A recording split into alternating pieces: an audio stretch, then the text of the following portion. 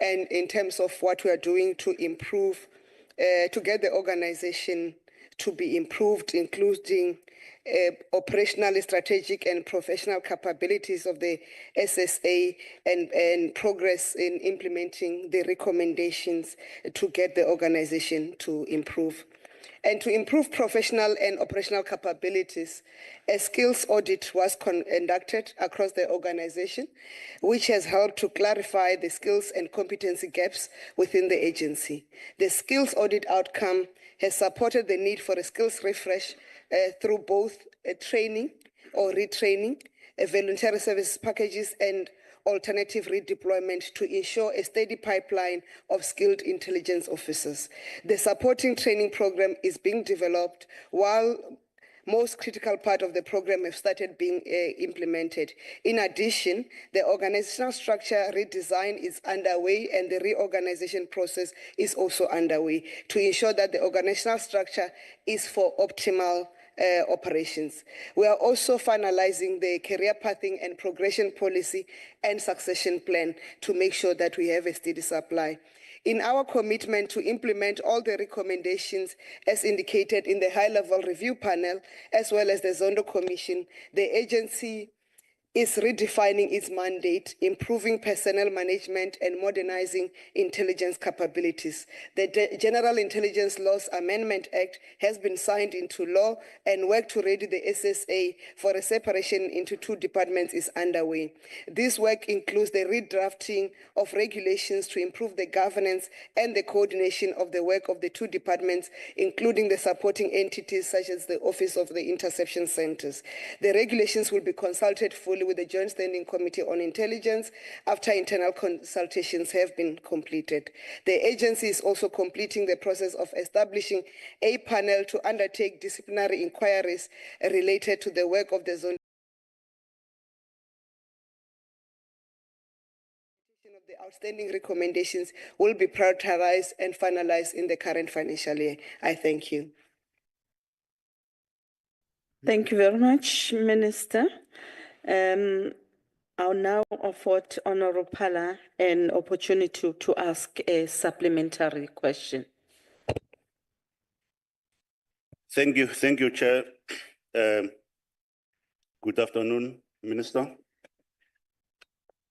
Honorable Minister,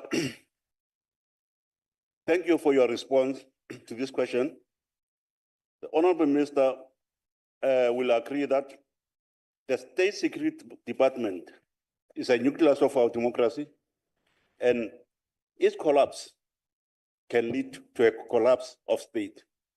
In this regard, Minister, can you take this August House into confidence about the efficacy, effectiveness, and resilience of the change management strategies to mitigate the potential risk of internal resistance against organizational change and transformation? Thank you. You may respond, Minister. Thank you, Honorable Chairperson and Honorable Pala, for the follow-up question. Indeed, change resistance is a big issue, more especially when you are dealing with an organization that has been beset with a lot of problems like the State Security Agency has been. And correctly so, the State Security Agency is the nucleus of our democracy and the biggest protector of the democracy. To mitigate that, we have appointed a dedicated change management officer who is working with staff and the management to ensure that indeed the there's minimum resistance in the changes. Secondly, we've done some reconfiguration, including management swaps, to make sure that nobody feels that there is a purge or anything like that. But also the alternative deployment mechanism, it's also to ensure that people do not feel that they're being discarded, but they're being used for better use. As we start to do the implementation, there's been an improvement in cooperation. But what has also been interesting is that intelligence officers below management level have been very happy with the changes that are required as necessitated by the work of the Zondo Commission, the high-level review panel, and the other investigations. So we've got great support from the general intelligence officers of the organization, and therefore there will not be a collapse of the environment or the work of the State Security Agency through the process of change. Thank you. Thank you very much. The next question is asked by Honorable Gotsa. Good afternoon, Minister. Minister, in light of your responses and your department's stated medium to long-term plan to improve the operational and accountability capabilities of the State Security Agency, you will appreciate that South Africans may be skeptical about these assurances. When parliamentary oversight over this portfolio remains structurally limited, and when you have personally obstructed members of Parliament, myself and Honourable Chris Hutton included, from exercising lawful oversight functions at the Defence Headquarters. Now, what assurances and undertakings can you give this House and South Africans today that the limited oversight over this portfolio will be strengthened within the constitutional bounds? Honourable Minister. Thank you, Honourable Chairperson. I think Honourable Member will know that I'm not responsible for the defence portfolio. I'm responsible for the state security portfolio. The oversight of the state security portfolio, as prescribed by the National Strategic Intelligence Act, is provided through the Joint Standing Committee of Intelligence and also the Office of the Inspector General of Intelligence. The Joint Standing Committee of Intelligence that have just been appointed by Parliament completed an induction process at the head office of the SSA last week. And in terms of the feedback I've received from the members, they were happy with the induction and the full disclosure. The IGI continues to do work in line with what is provided for in terms of law. Thank you, Honorable Chairperson. Thank you very much, Minister.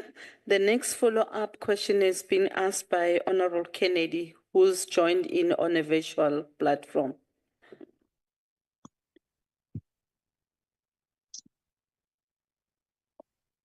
Thank you, Honorable Chair. Greetings to the Honorable House.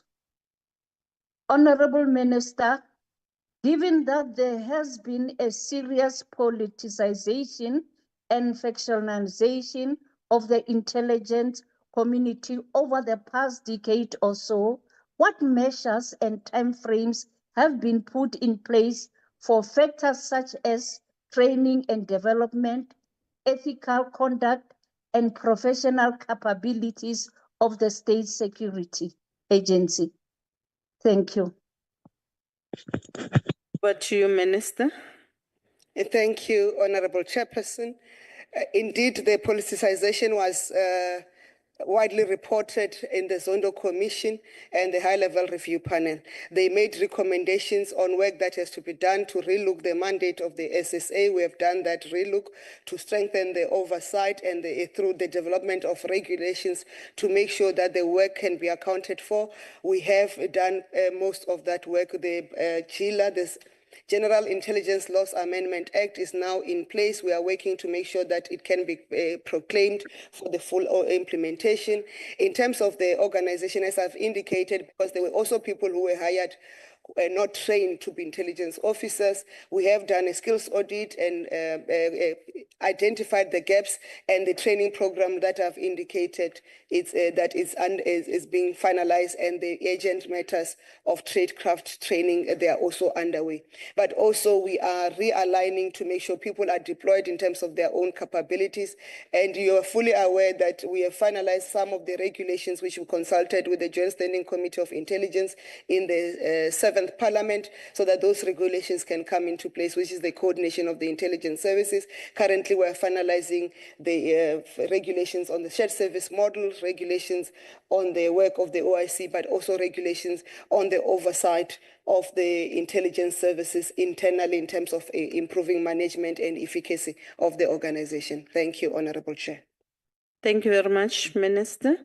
The last question, follow-up question on this question is being asked by Honorable van den Berg. Thank you, Chair. Yes, I've been covered to a certain extent, Minister, but surely for this skilled function to be performed, should you not be using a professional type of person rather than using skills training and a change management process, etc.? Thank you. Minister. Thank you, Honorable Chairperson. Indeed, the skills for the skills functions to be performed, we need a particular skill sets for them to be held by members, and it's for that reason that the skills audit was conducted to make sure that we can then identify whether members possess the right skills and also whether they can be trained. You'll be aware that or members of the Joint Standing Committee in the induction, they would have been informed that the work that we are doing, a training program, is also targeting particular age group so that there could be a reinvestment. We need skills in data science and related fields and data analytics. We're making sure that the organization has those skills, and the recruitment process will close those gaps. But also the redeployment of others to move to areas where they may be better skilled and vacate spaces where they do not hold skills. It's what we are undertaking. Thank you. Thank you very much, Minister, for the response to the question. Honourable Minister, we are now proceeding to question 116, which has been asked by Honourable Brett. Over to you.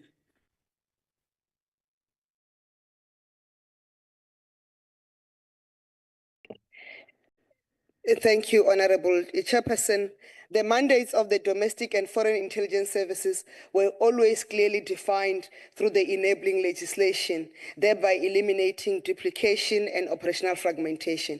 To ensure efficient support of both entities, a shared service model has been developed to provide support functions across human resources, finance, legal services, internal audit, logistics, and infrastructure management. Regulations to govern the shared service model are undergoing consultation. Secondly, a comprehensive skills audit has been conducted, as earlier alluded to identify critical skills and capability gaps across the evolving intelligence architecture. In response, a strategic emphasis has been placed in the professionalization of the intelligence officers, supported by the establishment of the South African National Academy of Intelligence, SANAI, as a dedicated and accredited institution for training and continuous professional development. Staffing interventions are also underway, with key priorities including employment equity through the targeted appointment of women and young professionals in management. The appointment of young professionals in management positions will ensure adequate succession planning. The effective functioning of the South African Intelligence Academy, SAI, and the South African Intelligence Service, SAIS, is subject to ongoing oversight by both the Joint Standing Committee of Intelligence and the Inspector General of Intelligence. Furthermore, the implementation of the General Intelligence Laws Amendment Act necessitates the development of the comprehensive oversight regulations, which are now at a draft stage, to strengthen governance, institutional accountability, and assurance mechanisms. Thank you, Honorable Chair. Thank you very much, Honourable Minister. We're now moving to the follow-up question, which is asked by Honourable Brett. Thank you, Honourable Chair. Honourable Minister, before I ask my follow-up question, you haven't answered the part about the interim risks that I've asked, but my follow-up question, how will the effectiveness of the two new intelligence entities be measured over time, and what mechanisms are in place to ensure that Parliament and the public are kept informed of their funding, development, challenges, and impact on national security? Over to you, Honourable Minister. Thank you, Honourable Chairperson. I must indicate to the members of the House that the two organizations have not started to operate. They will only start to operate on the day that will be proclaimed by the President. Currently, we are readying ourselves to make sure that when the two organizations start to operate, the necessary regulations are in place. Why we cannot commence with the implementation of the two organizations before the necessary regulations are in place is to make sure we mitigate the risk that Honourable Brett said earlier asked, that to make sure that they can be co-functioning, there could be effectiveness, and there could be accountability across, because the budget will remain the same account, which is the one that is managed by the National Treasury. The oversight and accountability to Parliament will continue through the Joint Standing Committee of Intelligence, supported by the Office of the Inspector General of Intelligence, but also by this House, the NCOP, calling us to account in terms of our work. We submit our APP in terms of our targets to measure the not only to measure the effectiveness, but for the Joint Standing Committee of Intelligence to advise both the NCOP and the National Assembly if the proposals or the targets that are being set will be effective, and we continue to support to provide quarterly reports that we engage with the Joint Standing Committee of Intelligence. Thank you. Thank you very much, Honourable Minister. We are now moving to Honourable Phala to ask a follow-up question to the Minister. Thank you, Chair. Honourable Minister, in our understanding, as you have indicated, there is neither a dissolution of existing structures nor establishment of new entities, but organizational reconfiguration of state security agency to enhance operational, strategic, and organizational efficiency. The concern is, to what extent has this reconfiguration been benchmarked against the best emerging practices in the domestic and foreign context? Thank you. Honorable Minister. Thank you, Honorable Chairperson. Thank you to Honorable Pala for the question. Before we undertook the process of doing the organizational redesign reconfiguration, there was a team that was appointed by the former Director General of State Security Agency to go across the globe to benchmark the services of the other intelligence services. And we were also fortunate that that work was completed before the General Intelligence Amendment Bill was finalized by the by Parliament. And as a result, we've incorporated most of the things that are required in terms of the general amendments, General Intelligence Laws Amendment Act into the act that in terms of those that needed legislation. But in others that needed regulations, that's why there is a requirement for the comprehensive regulations on to ensure accountability, oversight, and institutional management. Thank you, Honorable Pala. Thank you very much, Honorable Minister. We are now proceeding to Honorable Ntshavheni to ask the Minister. Thank you very much, Honorable Chair. Greetings to honorable members and Honorable Minister. What measures have you put in place to ensure that the intelligence entities are free from corruption, political interference, and mismanagement, which has characterized the agency in the past? Thank you very much. Over to you, Honorable Minister. Thank you, Honorable Chairperson. In terms of the mechanisms that are in place, we have strengthened our internal audit and our risk management functions in terms of what they needed what they need to do to make sure of oversight. But we've also strengthened the governance arrangement and the governance environment.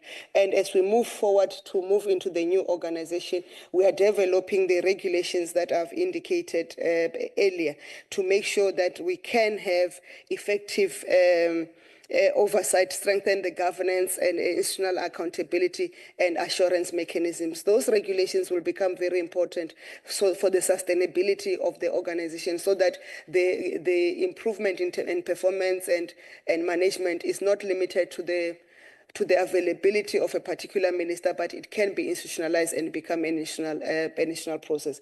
And the politicization is a thing of the past. We have made sure that there is no politicization of the organization, and the continuous work that we are doing is to rid ourselves of the elements of those who want to play into politics. Thank you, Honorable Chairperson. Minister, we are taking the last follow-up question on the very same question that was asked, which will be asked by Honorable Nzimande. No, thank you.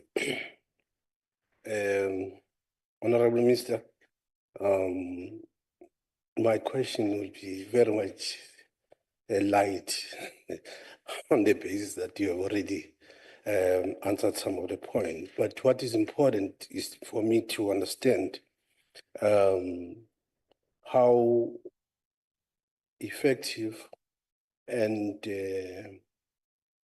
will be this redesign or configuration gonna deal with the causal factors, which has been the failure, and what will be also the critical factor, success factors around what you are planning. Thank you. Honorable Minister. Thank you, Honorable Chair. At least Honorable Nzimande, and I understand and accept that I've already partially answered, in fact, answered the question, so it's an opportunity for him to answer. As we have indicated, the professionalization, and if I may just use the opportunity to explain, part of what we have done when we have developed our new mandate and our capabilities, we have done an organizational business development model, and then said, what is the operational capabilities that we are required to do? If that is the operational capabilities that we are required to do, what are the competencies that members must hold? If these are the competencies that members must hold, what are then the skills that members must hold? And at what level should those skills apply?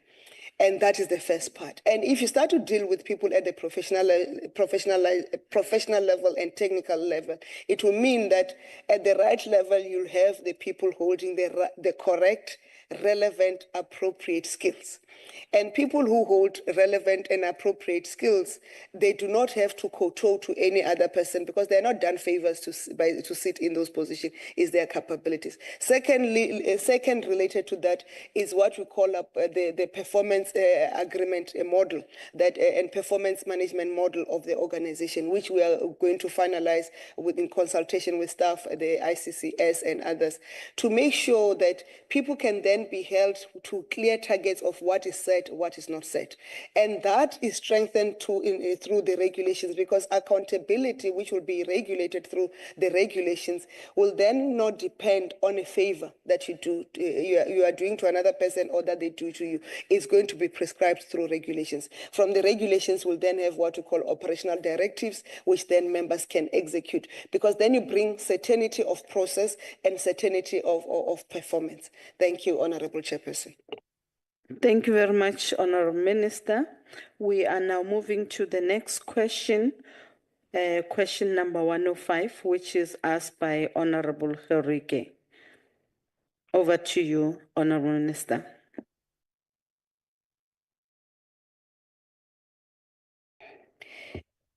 Pursuant to its legal mandate, the State Security Agency set objectives to provide intelligence in line with the national intelligence priorities, to inform, forewarn, advise, and contribute to combat organized crime on intelligence threats related to territorial integrity emanating from the risks posed by the illegal movement of people. And this we have done the national intelligence priorities for the 2025-2026. We are going to submit them to the National Security Council. The increase in the national and transnational organized crime syndicates pose various security threats, including the increase in kidnappings. Local and international crime syndicates have also contributed to then extortion.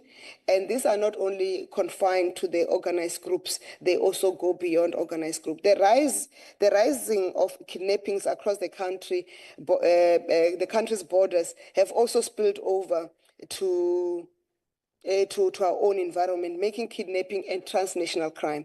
The SSA does not have the executive powers of arrest to deal with local and international organized crime syndicates. Therefore, we support the police in terms of the work they do to do the arrest. This mandate lies with the law enforcement agencies, including the police. The SSA does work within the context of the security cluster to provide then forewarning intelligence to law enforcement apparatus of the state so that they can respond. And where there are no follow-ups, we make sure that we escalate to make sure the matters are attended to. In this regard, the SSA is also involved in the process of crafting a national integrated strategy on transnational organized crime. A team working under the auspices of the National Priority Crimes Operational Committee, NPCOC, is expected to finalize this strategy by September 2025. In addition to this, there is continuous support to law enforcement agencies to improve their efficiency and effectiveness in combating local and international organized and recent phenomenon of high-profile kidnapping and abduction cases for ransom.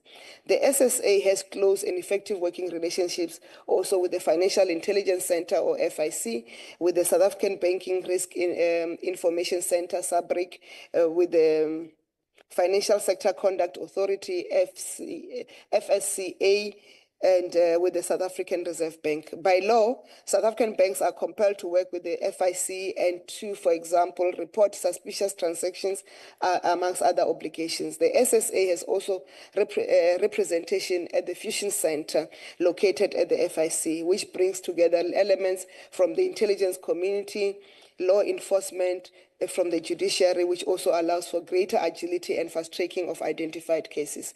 Since crypto asset markets are also vulnerable to a wide range of criminal activity and financial crimes, the SSA has established a solid working relationship in this environment as well. Thank you, Honorable Chairperson.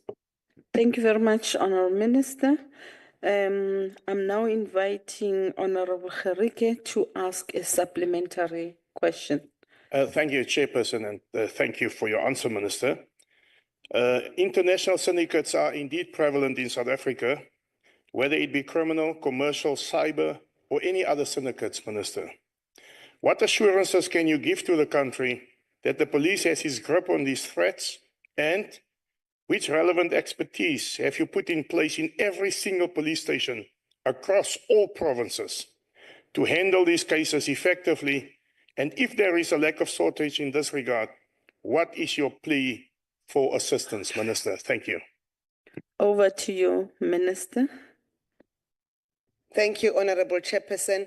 Honorable Harike will remember that I'm not the minister responsible for the police. However, we continue both at national, provincial, and local level, work closely with the police to give the forewarning intelligence that is necessary in terms of the work that is done by the intelligence officers of this republic. So that is the assurance that we give. And I can also further assure the members that there will no longer be an incident where the police will say they've not received forewarning intelligence from the SSA. Thank you, Honorable Chairperson. Thank you very much, Minister. We are now proceeding to a follow-up question, which is asked by Honorable Midupi.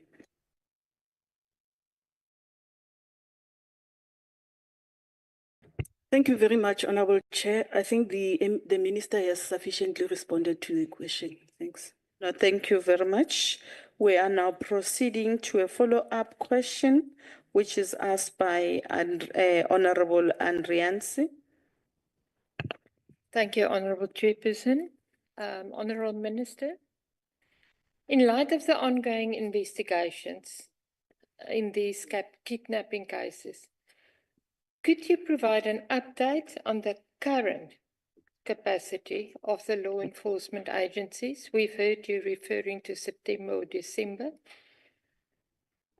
Specifically regarding manpower and the availability of qualified personnel and tech, the forewarning capacity that you referred to effectively address and combat organized crime syndicates involved in such crimes. Thank you. Honorable Minister. Thank you, Honorable Chairperson. I feel like the Minister of Police should be in the house. I'm not responsible for the law enforcement agencies.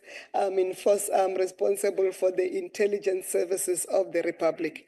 In terms of our capacity at the intelligence services, we have sufficient capacity, but we continue to improve on that capacity.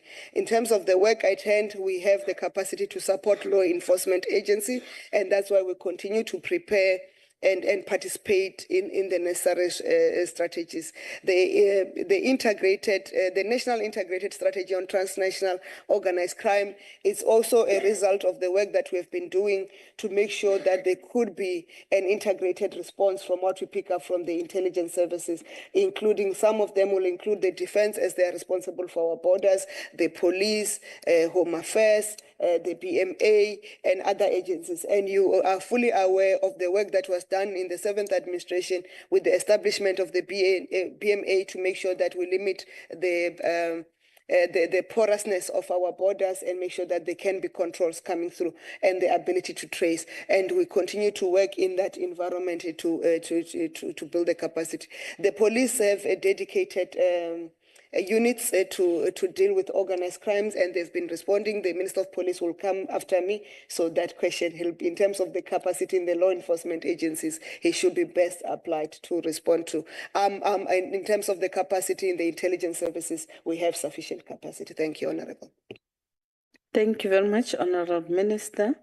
I'm now affording Honorable Farmer, who has joined in through the virtual platform, an opportunity to ask a follow-up question to the Honorable Minister.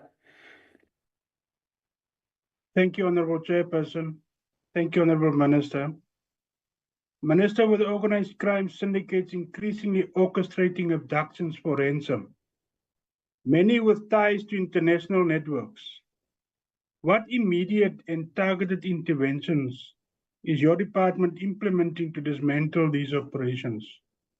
Thank you, Chair. Honorable Minister. Honorable Chair, I didn't hear the last part of his question. If I may have his indulgence or your indulgence for him to repeat the last part. Honorable Farmer, can you please repeat the last question that you've posed to the Minister? Will gladly do so, Chair. what immediate and targeted interventions is your department implementing to dismantle these operations? Thank you, Minister. Have you heard, Minister? Okay, that's fine. Thanks, Honorable Farmer. Thank you, Honorable Chairperson. Our duty is to identify the syndicates, to profile them, to make sure that they can be, we have a, what is the better language? We have evidence of where they are so that the law enforcement can do their part. We hand over whatever we have to the law enforcement, and we work together with the crime intelligence of the police, so that the law enforcement do not just shoot in the dark. They can be able to follow up directly and precisely. We have been doing that work of profiling, identifying and profiling. So when incidents happen, we also map them across to make sure that we can profile and then trace and make sure that law enforcement have the necessary information to make sure that it can be arrest, they can be successful prosecution. And I think honorable members will be aware of an improvement in the rate and number of recoveries that the law enforcement have been achieving. And that detail, I'm sure Minister Mchunu, as he comes through after me, he should be able to provide. Thank you. Thank you very much, Minister. That was the last follow-up question on the question that was posed by Honorable Gerike. We are now proceeding to question number 124, which is asked by Honorable Mananiso. Over to you, Honorable Minister.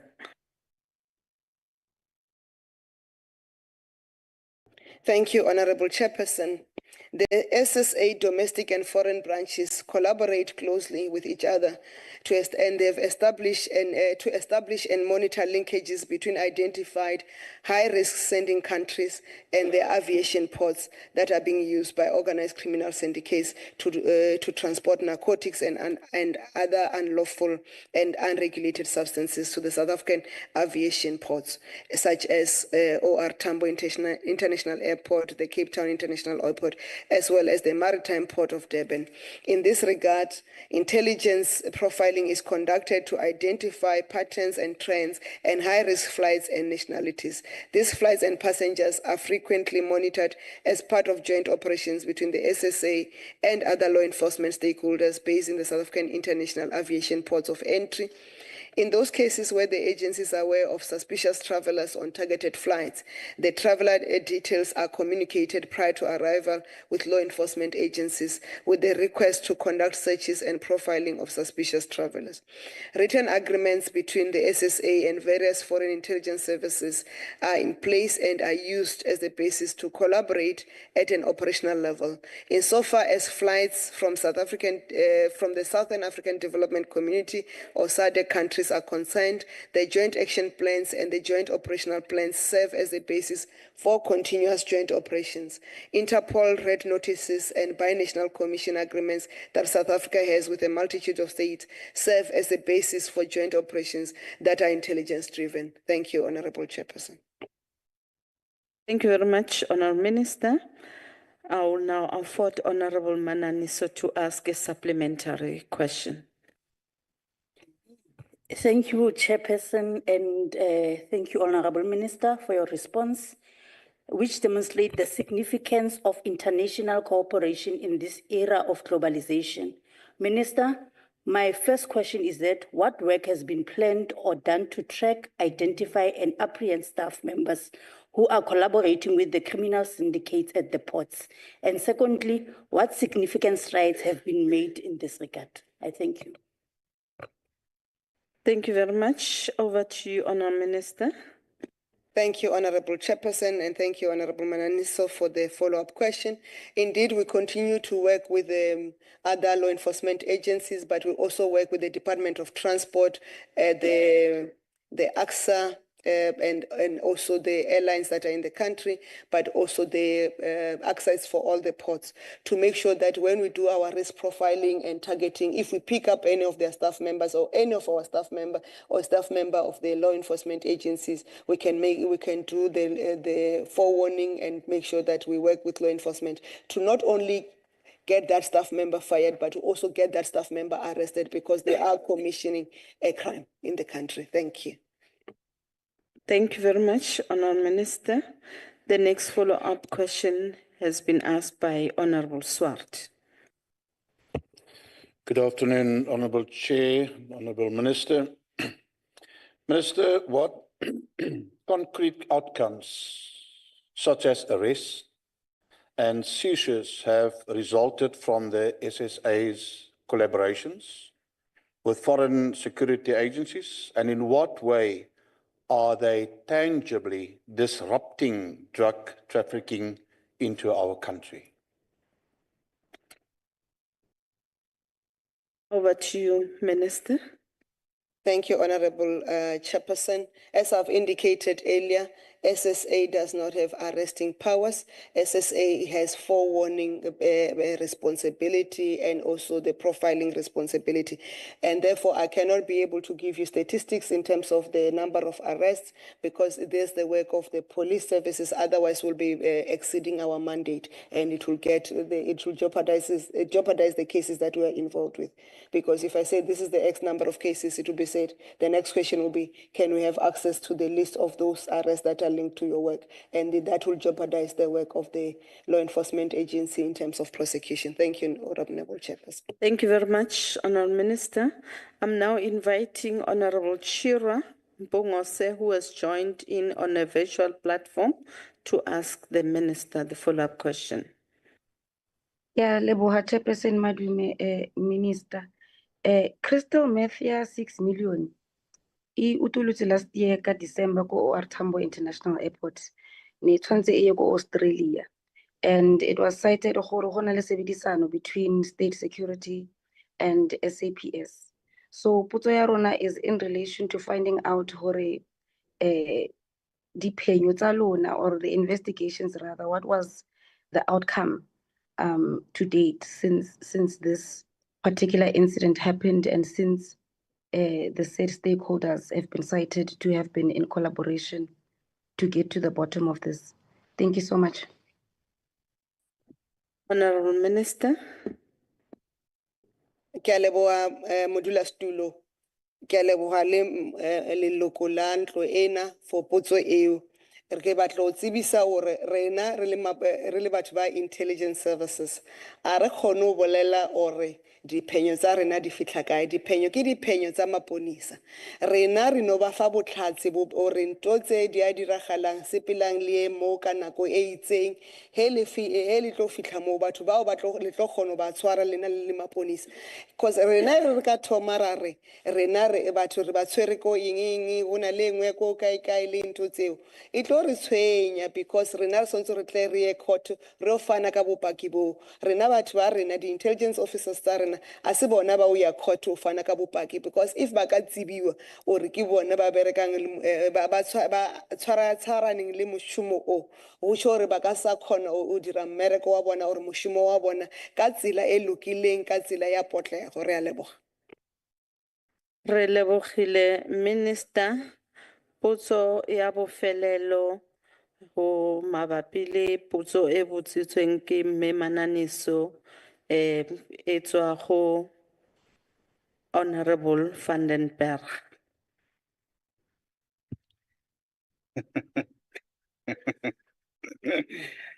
Thank you, Minister.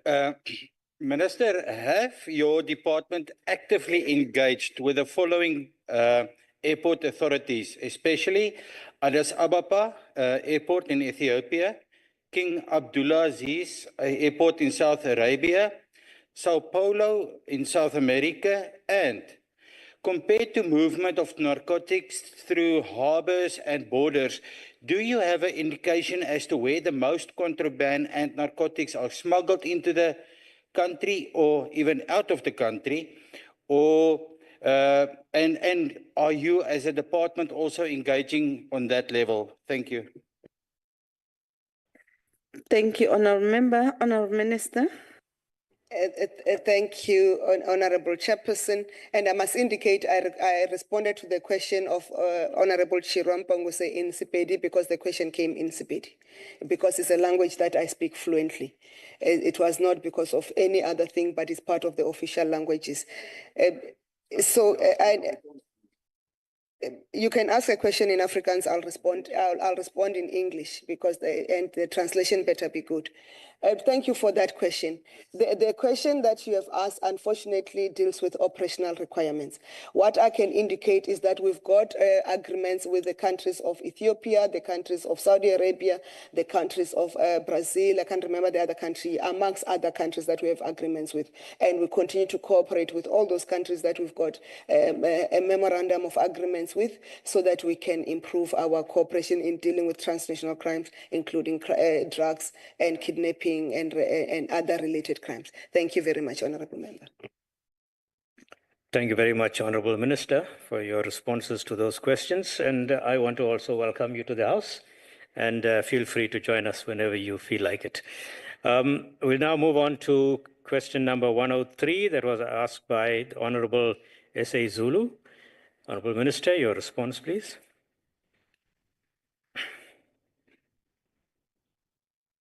Thank you, Honorable House Chair. The SSA is actively monitoring national security risks arising from international political movements and support groups due to concerns about their potential influence on the South African domestic affairs. The agency uses intelligence products such as the assessments to identify and counter threats, including terrorism, domestic extremism, espionage, organized crime, and others, with a focus on movements that may undermine national unity and economic stability.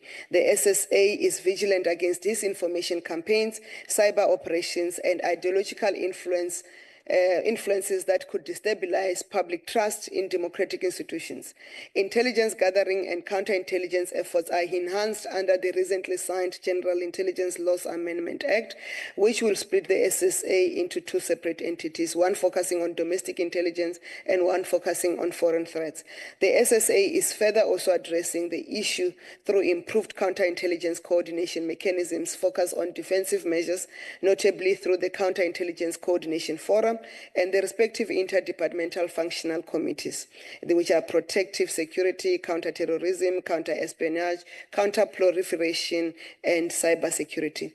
The SSA champions a dedicated security awareness program, and we have briefed newly appointed members of the National Executive, members of the provincial executives, heads of mission to be stationed abroad. The SSA is currently providing similar presentation to all government clusters. In addition, efforts are ongoing to address legislative weaknesses, specifically the inadequate legislation criminalizing espionage. The focus is currently on ensuring the processing of the Protection of State Information Bill is done. Strategies to protect South Africa's sovereignty and prevent external influence include the National Intelligence Estimate, coordinated by the National Intelligence Coordinating Committee, commonly known as NCOP, that assists government institutions to respond effectively to evolving threats, including those that could affect sovereignty and national security, as well as those emanating from foreign role players. The SSA works closely with other state institutions and civil society to maintain vigilance against foreign interference and protect democratic institutions. The SSA also briefed the Joint Standing Committee on Intelligence on its assessment and plans to prevent foreign interference and influence in South Africa. Thank you, House Chairperson. Thank you very much, Honorable Minister. We now go on to the follow-up questions. Honorable Zulu. Thank you very much, Deputy Chairperson. Minister, good afternoon, ma'am. You look happy. You must be Kaizer Chiefs fan. Yeah, the SSA provides advice to the government on how to mitigate potential threats and leverage opportunities in the international arena. How effective is the SAA foreign branch in gathering and analyzing information on foreign threats and potential impacts on South Africa's security and interest? Thank you very much. Thank you very much, Honorable Zulu. Honorable Minister, your response. Honorable Chairperson, thank you. But I must start to indicate this house is a neutral house. So I'm not going to divulge whether I'm Kaizer Chiefs or Orlando Pirates. And I hope I have your protection. And we congratulate you, Honorable Zulu, for the victory of Amakosi and the Kosi Nation. In terms of the question that you have requested, we believe that the foreign branch or the SSA is effective in the collection of that of information that may threaten our sovereignty and also destabilize our own country from foreign threats. It is for that reason that there have not been any incidents that has come into play in the country that threatens our sovereignty. And I'm sure members will be tempted to say the 49 people who moved from being citizens to become refugees, is that a threat to national sovereignty? It's not a threat to national sovereignty. It's not a threat to national unity. And we must continue to applaud the Afrikaner and white community that have said, not in our name, there is no genocide of white people in South Africa. And the statistics around farm murders that are issued by the Minister of Police, as also demonstrated to AfriForum, are correct and accurate, and that we are winning the fight against farm murders. Thank you, Honorable Deputy Chair. Thank you very much, Honorable Minister. And I can assure you that when it comes to the business of the House, we are neutral. But when it comes to the matter of Kaizer Chiefs and Pirates, well, that's another matter altogether. We won't go there. The next follow-up question is from the Honorable Mchunu. Thank you, Deputy Chair. Good afternoon, Honorable Minister. In actual fact, you have already covered it, but maybe you might have left other areas in your response. Hence, I will further on to expand on this question to deal with these lunatics. Honorable Minister, the recent developments with civil society organizations publicly feeding false narrative to the United States of America that serves to undermine the sovereignty of South Africa to a foreign state demonstrates the intricacies of how foreign interests can be feathered through proxy domestic organizations. In this regard, has any review of the efficacy and effectiveness of the current legislative framework in dealing with domestic civil society organizations that serve foreign interests been undertaken? If no, why not? And if so, what are the relevant details? Thank you, Honorable Minister. Thank you very much, Honorable Mchunu. Honorable Minister, your response. Thank you, Honorable Deputy Chair and Honorable Mchunu, for that question. Indeed, it is a question that needs to be expanded on.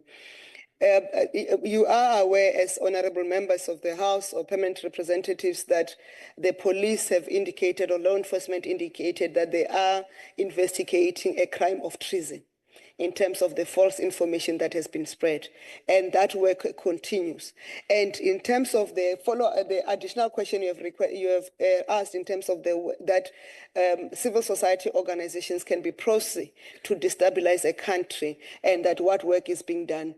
With South Africa, we uphold constitutional democracy. We protect the rights of all citizens to participate freely and engage, including the promotion of active civil society or active citizenry. However, the process that led us to grey listing has also proven a weakness in how our civil society organization, including non-profit organizations, NPO, are registered and their activities tracked. The National Treasury, including the other departments that are working on the grade listing process, are working on a bill that will amend some of the weaknesses within the governance of the civil society movements in the country, but that governance will not threaten the active citizenry goal that is protected and enshrined in our Constitution. Thank you very much. Thank you very much, Honorable Minister. We now go to the next follow-up question, and that's from the Honorable Godsell.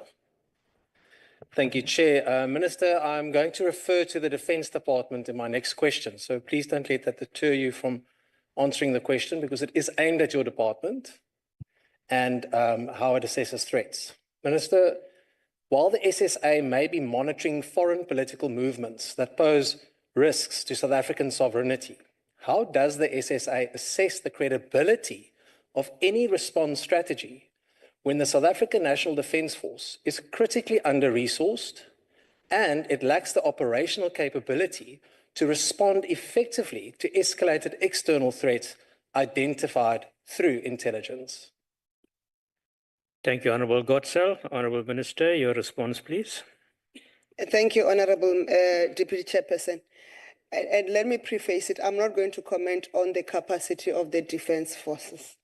I'm going to comment on the capacity of the intelligence agencies of the state as they are regulated by the National Strategic Intelligence Act, what we call the National Intelligence Structures, which are coordinated through the NCOP. The work that is done through the NCOP, which coordinates the work of SSA, Defense Intelligence, and the Police Crime Intelligence, is to identify the threats and ensure that there is effective responses.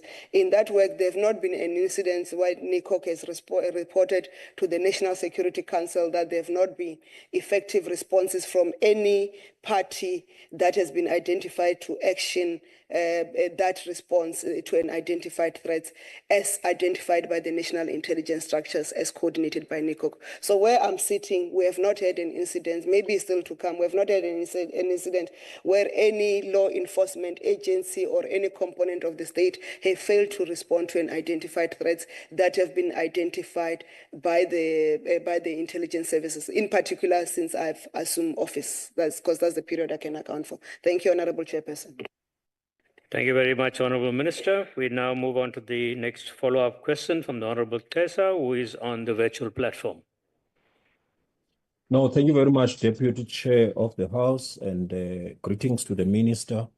Minister, your department is in terms of its mandate, responsible for providing government with intelligence on threats to national security, national stability, the constitutional order, and the safety and well-being of the citizens, collecting analysis, disseminating intelligence to government bodies, focusing on threats of sabotage, espionage, and organized crime. So in light of the domestic extremists such as AfriForum, Solidarity movements, and all their inner circles here in Parliament, who went to the United States to spin a narrative of victimhood of white people being murdered by blacks, mobilizing the United States government to interfere in the domestic affairs of our country. What measures, if any, have you used to scrutinize these treasonous acts of white right-wing racist extremist movements, especially in relations to how they are funded, so as to protect the imminent threat of civil war in South Africa? Thank you very much. Thank you very much, Honourable Kesa. Honourable Minister, your response, please. Thank you, Honourable Deputy Chair. As indicated earlier, the law enforcement agencies are investigating the Treasonous Act of Misinformation and also that which is provided for in the, I forgot the right naming of the act that talks about treason in the country. It is not, it's not limited. The description of everybody that the Honourable Member indicated, they will not be beyond and above investigation of law enforcement agencies if they've conducted such act. Our duty as the state security agency is to provide the necessary information of what, as part of the forewarning, profiling, and the support. And also, and unfortunately, I can't go into the detail of that because it will compromise then the work of the law enforcement agencies. But we continue to make sure that the treasonous acts cannot be left unpunished, because it is not the constitutional democracy that we achieved in 1994 was at the most largest of sacrifices. And the transformation agenda of the government to make sure that South Africa belongs to all who live in it, black and white, that South Africans are equal before the law, the South Africans can be prosperous, and the right to have not only political power, but to also hold economic power as we deal with the transformation of the economy does not pose a threat to any one racial grouping in South Africa. As South Africa, despite our diversity, we are one people, we are one nation. And that diversity is reflected by the composition of this house, the languages we speak, and the cultures agendas that we pursue, the religions that we pursue. And that right will continue to be respected and promoted in this democracy. So anyone, whether they are a political structure, whether they're a civil society organization, or whether they are individuals who threaten that democracy, who threatens the security of the state, and will not leave any stone unturned to make sure that they are prosecuted by the law enforcement agencies. Thank you. Thank you very much, Honourable Minister, for that comprehensive response. And that brings us to the end of question 103. We now move on to question 125 that was asked by Advocate Nkosi Nkonyana. Honourable Minister, your response, please.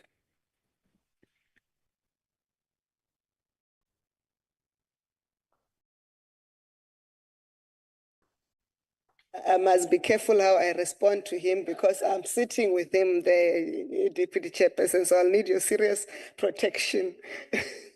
The state security agency's role in combating kidnapping and other transnational organized crimes is to support law enforcement agencies, as earlier stated, by gathering intelligence and sharing it with the relevant stakeholders for investigative purposes. This is done through the provision of forewarning and developing intelligence on proactive measures against crime by identifying, profiling, investigating criminal groupings, networks that are involved in crime.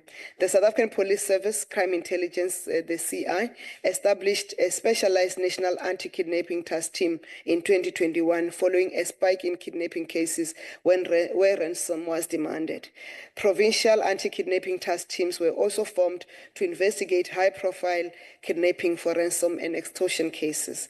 The SSA's role, both provincially and nationally, is to support the efforts of the task teams by providing reliable and timely intelligence and fostering strong collaborations with other key stakeholders by sharing information and coordinating efforts in a seamless manner.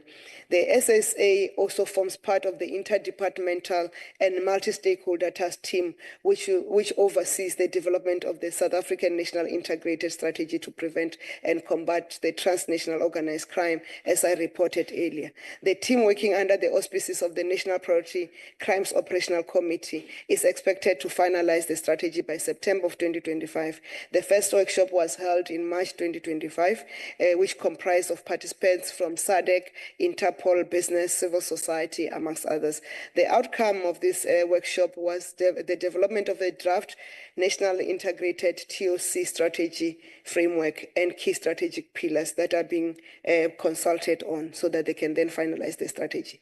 The SSA has close and effective working relationships, again, with the Financial Service Center, SABRIC, FSCA, the Reserve Bank, and by law, the South African banks are compelled to respond to the to comply with law enforcement and share information so that when we can identify effectively those who are combating fraud, money laundering, and other work. We are also working to make sure that the crypto assets, which have become a threat in the country, that market has become a challenge, that we can prevent and eliminate the criminal activities in financial crimes through that. We have established a solid working relationships with businesses that are involved in the crypto assets markets. Thank you very much. Thank you very much, Honourable Minister. We now call upon the Honourable Nkosi Nkonyana for a follow-up question. Deputy Chair and honourable members, thank you, Honourable Minister. Congratulations for having been appointed to this critical department, and thank you for responding to my question. Arising from your response, Honourable Minister, whilst we appreciate the strides that have been made by the criminal justice cluster in dealing with these crimes, but the persistent trends continue and are worrisome. Hence, we feel that there is a need for your department, particularly the service that you continue to render.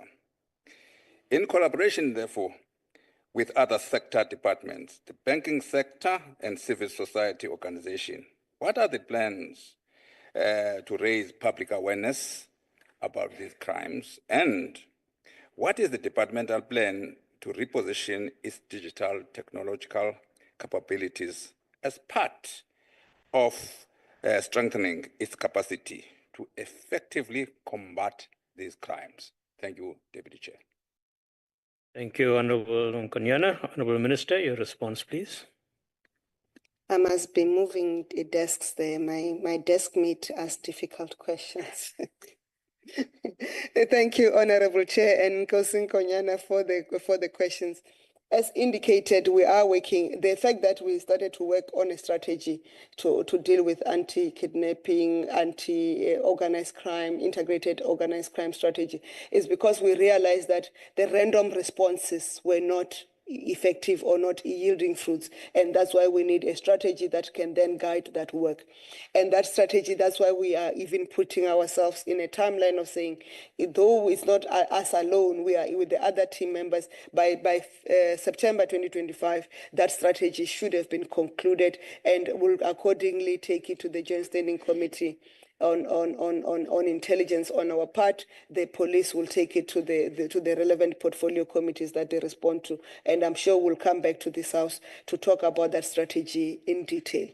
And indeed, the inability or the sometimes ineffective response or a delayed response, because if you check the records, in instances we are making the police are making the arrest, or the people who are either kidnapped or held for ransom or for extortion, they are being found. It just takes a bit longer, and you're correctly so, because in the age of digital technologies, we should be moving further. It should give us the speed and agility. So part of the work that we are doing to reposition SSA is to build on that digital capability. That's why earlier, when I was responding to the competencies and capabilities we're building, I refer to the skills like digital data sciences and other many skills in that field, including the crypto assets management and also your geolocation developments that should be enable us to monitor, not using traditional mechanisms, but using technology to monitor, track and trace, and all the things that we can use in today's age of technology. It's part of that competence we're building. It continues to be work in progress. We have capacity now, but that area evolves quickly, so we are trying to also keep up with the pace. And we have a dedicated center, the National Communication Center within the SSA, that is a responsible environment. And we are getting them to speed, including integrating all government and public key public infrastructure technologies that are there, so that they can be seamless and end-to-end monitoring of the country without the threat of Big Brother monitoring everybody's life. Thank you. Thank you very much, Honourable Minister. We now move on to the next follow-up question, and that's from the Honourable Peter. Thank you, Honourable Chair. Evening, Honourable Minister.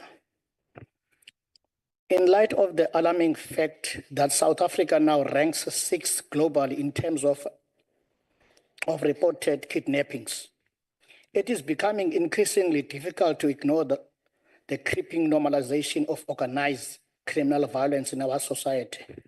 So much so that one might argue that our country is at risk of sliding into a soft mafia state, where criminals syndicates operate in parallel with, or worse, in conclusion with, elements of the state. When we examine Italy's historic battle against the mafia, particularly the systematic takedown of entrenched criminal empires like Cosa Nostra, Ndrangheta, Camorra, and Sacra Corona Unita, it becoming clear that victory comes not through reactive policing alone, but through the courageous deployment of a whole of society offensive. Has the government considered implementing judicial reforms to explicitly criminalize mafia-style association and organized criminal membership, to adequately fund and capacitate autonomous anti-mafia directorate to adopt aggressive assets for future and says a regime, and to encourage active public resistance to corruption, intimidation, and the influence of criminal networks in politics? If so, what specific measures have been undertaken, and what measurable access or outcomes can be attributed to this intervention. I thank you, Minister. Thank you very much, Honorable Peter. Honorable Minister, your response, please. Thank you, Honorable Deputy Chairperson. I think there's a problem with that aisle. Their questions are very difficult. As I've earlier indicated, and correctly so, we cannot allow our country to slide into a soft mafia state. And standing here, I cannot rule out the possible collusion of some elements within the state, with, in particular, within the law enforcement agencies, including our own intelligence services with the kidnapping mafias. But what is critical is the work that is being done to eliminate such, and also the questions that you have then raised to follow up. It's for that reason that we are working on a national integrated strategy on trans-organized crime. As you have, and that most of those crimes and our ranking is because of them is what we call transported crimes or transported criminalities that come from foreign countries imported into our country. And that's why it's also important that we finalize the amendment to the immigration bill through the white paper that was done in the seventh administration, that it must come through so that we can tighten the immigration laws. And part of the work that we are doing, I've also indicated the issue of us getting what do I call it? Getting organized crime, improving the illegalization, the criminalization there in terms of what you can be prosecuted for and what you cannot be prosecuted for. And correctly so, reactive policing is not sufficient, or reactive law enforcement is not sufficient, and a whole of society approach is required. That whole of society approach also requires members of this House as we go back to the constituencies. I think the proposal we've made is, for me, very enriching in terms of the work that we need to go back and say, in the public awareness that we do, we can make awareness in government departments. What awareness do we then do and make into the communities? Of course, we operate behind the shadows, not the bad shadows, the good shadows. We operate behind the shadows, so there's work that we cannot do in the communities because in my majority of the intelligence officers are undeclared, and there will be a problem when they are declared. So we'll have to work, we'll take it back to the justice cluster to work with active community awareness, also roping yourselves as public representatives to that public awareness. The fight against crime in any country is a whole of society response. It's not a law enforcement response. It takes your child or my brother or my sister bringing back something that they've acquired illegally, and my parents and myself saying it cannot be accepted in this household. Take it back where you found it.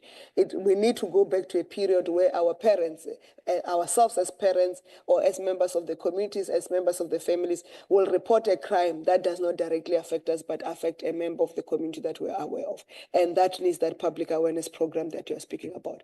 In terms of avoiding a reactive law enforcement, we are working on the various strategies to make sure that we can be proactive. Thank you very much. Thank you very much, Honourable Minister. We have another question from the same aisle that you're concerned about, and that's from the Honourable Ntshavheni. Thank you very much, Deputy Speaker. Honourable Minister, kidnapping for ransom has become a huge problem in South Africa, which is driven mainly by a rise of extortion, high level of crime and corruption, and sadly, ordinary citizens are becoming targets of this organized crime.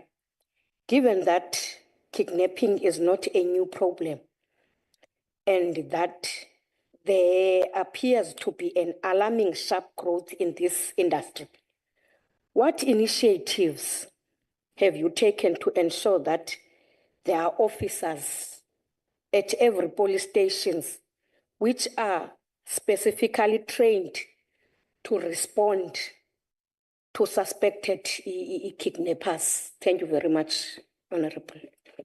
Thank you very much, Honourable Ntshavheni. Honourable Minister, your response, please. Thank you, Honorable Deputy Chairperson. As I've indicated earlier, the Minister of Police will then respond to the issue of the officers deployed at every police station. Our work as the intelligence service is to then make sure that at that police station, they will have the information that is required to deal with the organized crime as we cooperate with the various task teams, the anti-kidnapping task teams that have been set up by the police across the board, provincially, nationally, and at the local level. And we participate to support them, to give them the forewarning, to give them the necessary profiling so that they can then effectively respond. So in terms of the last question of every officer deployed, we do not deploy officers in a police station, lest we get in trouble. But the Minister of Police will respond to that part of the question. We support that the information, the intelligence that is required is available through the police to every police station and every police officer. Thank you very much. Thank you, Honourable Minister. The next follow-up question comes from the Honourable Badenost. Good day, Minister. Welcome to the House. I'm glad that you looked forward to being here. It's nice of you to say that. Minister, you referred earlier that you have knowledge of the translation services working quite well in the House. So you being the Minister of Intelligence, I'm going to put that to the test in Afrikaans, if you don't mind. Minister, gegeven die... Yeah, sure. I'm happy to wait for you. If you can just stop the clock there, please, front table. I'm being delayed by the Minister now. Can I continue? Minister, gegeven die oorgrens-intelligensie implikasies van hierdie internasionale syndikate, watter rol speel die staatsveiligheidagentskap in die ontwrigting van hierdie syndikate en gee asseblief algemene voorbeelde van u rol in die interdepartementele samewerking hiermee, asseblief. Baie dankie. Thank you, Honourable Badenost. Honourable Minister, your response.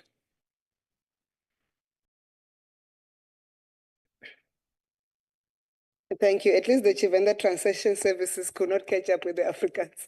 It's not channel. It's channel 11. No, I got the gist of the. I got the gist of the question. Let me paraphrase your question, so that we have the same understanding. Your question is, what can I provide evidence of the cooperation with other organizations, other agencies, or other countries, because they were moving between those, in terms of the work that we are doing to deal with kidnappings, ransom, and so forth internationally. That's the gist. That's the second part of the question. The first part then was difficult. Some examples. You wanted examples? General examples. Okay. I'm going to compromise that.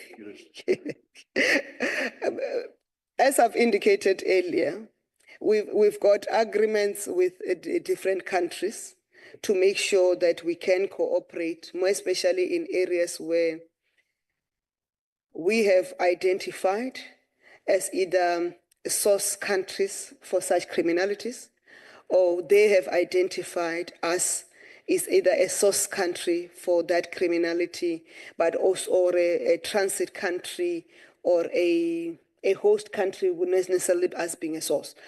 If I then mention countries, I'll be creating a problem of us being accused of saying this country is a source of criminality. So I will not want to go there. But what I can do, and if you can rephrase, if you can do that question in writing and put it through to the Joint Standing Committee of Intelligence, which this House is represented, we can then provide that relevant detail. Because I think members may want to know, but the Joint Standing Committee of Intelligence will have then the ability to get the details of which are the countries who have identified that are source countries for the criminality that's transported into the country, and which are the countries who have approached us to say we may be hosting criminal elements either from their country that are responsible for these transnational crimes, and also what are the countries where we are worried or concerned about which we do not have agreements on. And that detail we can provide to the Joint Standing Committee of Intelligence. I hope it is acceptable to the member. Thank you very much, Honourable Minister. I want to thank the Honourable Minister. I know this was your first visit to the NCOP. Please feel free to visit us again. And I know you're not intimidated by the difficult questions. So thank you very much, Honorable Minister. That brings us to the close of questions to you. Thank you. Thank you so much. Deputy Chair.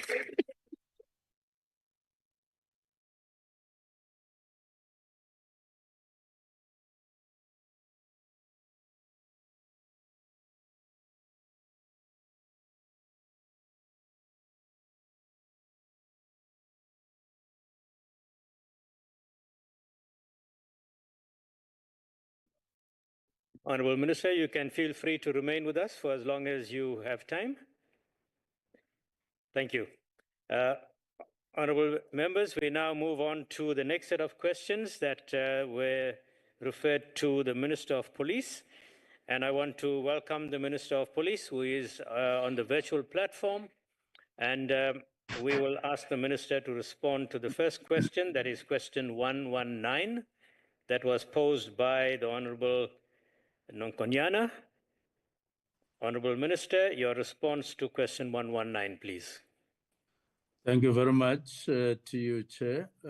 Greetings to all the members of the NCOP.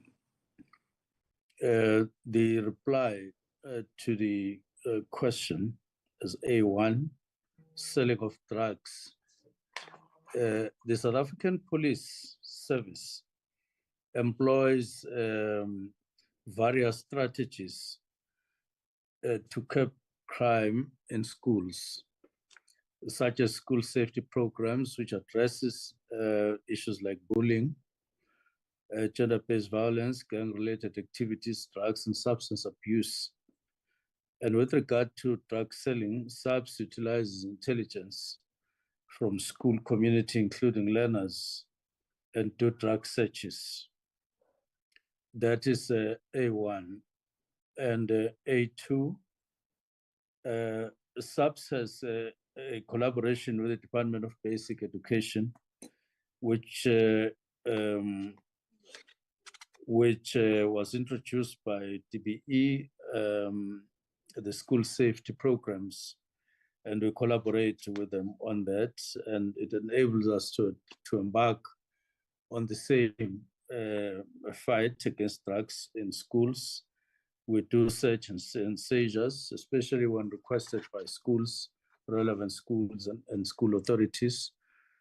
But sometimes SAPS approach schools when there's a reason for that. SAPS, in collaboration with DPA, therefore, identifies schools that are affected by selling drugs and are included in the database, and depending on the situation. And then there's also the establishment and maintenance of sustainable partnership by SAPS, with crucial element of the SAPS ongoing approach to implementation of cooperation that have been established in key metros like Nelson Mandela, Cape Town, Ekurhuleni, Johannesburg, eThekwini, and so on, those metros. But also we pick up issues during Chanela operations throughout the country, which is a multidisciplinary high-density operation, to pick up issues like illegal taverns in the proximity of schools. I submit. Thank you very much, Honourable Minister. We now move on to the follow-up questions from Honourable Nonkonyana. Deputy Chair, thank you very much, Honourable Minister, for your elaborate reply to my question. The Eastern Cape Department of Basic Education has taken bold and progressive steps to address these mischiefs by inter alia banning sale of alcohol at our schools and extending the radius of all the liquor license, such as taverns, from 100 meters to 500 meters away from schools, places of worship, etc. Now, does your department support these progressive steps, Honourable Minister, and determined to work with the Department of Basic Education, as we have said, particularly the school governing bodies, and traditional authorities as well as municipalities to prevent sale of drugs and liquor to the learners in South Africa. Thank you, Deputy Chair. Thank you very much, Honorable Nkonyana. Honorable Minister, your response, please. Thank you very much for the follow-up question, Honorable Ikosi Nkonyana. Indeed, we would support the department. I'm saying we would support the Department of Education, Basic Education in the Eastern Cape, because at the moment we are awaiting a meeting.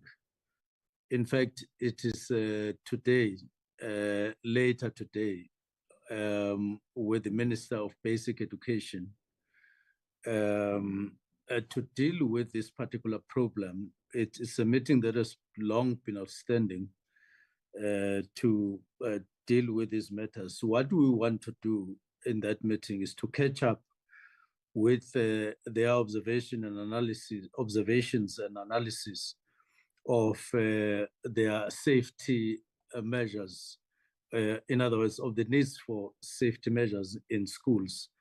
And we're expecting that there will be an elaborate input or presentation to which we will then react. And I suspect that we would want to make analysis, we would want to update our collaborative measures, and we'll then move on like that. And then partnerships, indeed, are the measure of the day. Without partnerships with school governing bodies, we can't go anywhere. And as for partnerships with municipalities, we're already there and want to intensify that. And that's the name of the game. And you'll know, Honorable Nkonyana, that a few weeks ago, we discovered factories of drugs in Standerton, which meant that we were fighting drugs in the streets and schools in Standerton, while the factories were supplying and replacing whatever we would have removed from the streets. And therefore, collaboration is extremely important and useful. Thank you. Thank you, Honorable Minister. The next follow-up question is from the Honorable Adriansa. Thank you, Honorable Deputy Chair, Honorable Minister. Minister, drugs is an equalizer. Gang members around the country, particularly those who belong to the so-called numbers gangs, are disguising themselves in school uniforms to infiltrate schools and peddle drugs in schools such as the Cape Flats and elsewhere. This tactic demands a surgical intervention by the anti-gang unit in order to tackle the plague of drugs in schools. However, we are aware the AGU is severely under-resourced. How is the effectiveness of collaborative measures assessed, and what proactive steps are taken to educate both parents and teachers about the crimes associated with drug use, its consequences, and the signs of substance abuse? Thank you. Thank you very much, Honorable Adriansa. Honorable Minister, your response.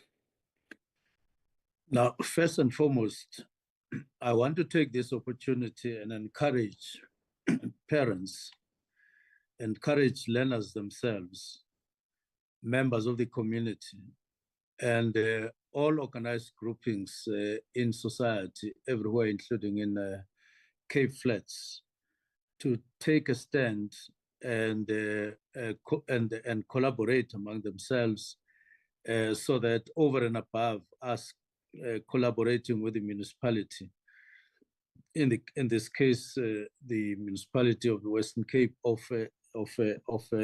Cape Town, but we also collaborate at a very low level, community level, which we believe will be important in fighting the scourge. And I can indicate, as a matter of fact, that I know that we have an outstanding meeting with some of the groupings there that have already done so, and we owe them a report back where we will effectively almost launch or roll out our collaboration after having elaborate discussions with them some time ago. But I'm also wanting to emphasize, as you did, Honorable Member, that drug abuse, drugs availability in any area should be taken as a no by all. We have units ourselves that are busy on these matters. They include the anti-drug unit that is leading the charges on this matter. But we do see, as a final point, that we still need to intensify our direct fight, including on sources of drugs, conduits, and those who are behind this, and the distributors, so that we can deal with the whole of the value chain that ends up with drugs getting to our streets and to our children.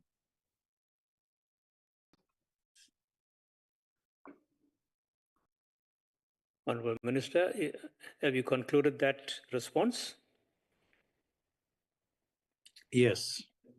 All right, thank you very much. We now move on to the next follow-up question, and that's from the Honourable Ntshavheni. Thank you very much, Deputy Speaker. Minister, many schools in South Africa continue to battle with the problem of substance use among learners. Drug use is becoming a pandemic. As young people as young as 11 and 12 years old in the 5th or 6th grade are experimenting with drugs. This, of course, is preventable. In light of this, what strategies have you taken to ensure that the drug programs or classes which you speak of are engaging with a focus on why students shouldn't do drugs in the first place, rather than the basic facts about drugs and their effects? And secondly, in what ways do your programs make it harder for young people to actually access drugs so that the problem is listened? Thank you very much. Thank you very much, Honourable Member. Honourable Minister, your response, please. Thank you very much. We want to confirm the concern raised by the Honourable Member that our crime stats does indicate that criminal activities, all of them, I mean, be it assaults, incidents, drug abuse, sexual molestation, and even murders in some cases, are some of the things that are noticeable and are on the increase in schools. Now, in terms of strategies, number one, we have this meeting that I've spoken about with the Minister of Basic Education to say, over and above the strategy that has been in use for some time now, what are the new observations that education authorities are making, and what response must we all collectively give? We are expecting that these things that the Honourable Member is referring to will come out in the meeting, and will require that we work flat out within reasonable time together with basic education to craft new responses, because, as you say, the age by which these children are starting to use drugs and engage on these activities is getting lower and lower. And this will inevitably cause us to look at family levels. What is happening in the families in South Africa? What are the changes that are noticeable? That, I mean, in terms of possible breakdown of families, such that young children of 12, 13 can use drugs. We have stats that include statistics in terms of the ages of children, even on getting pregnant.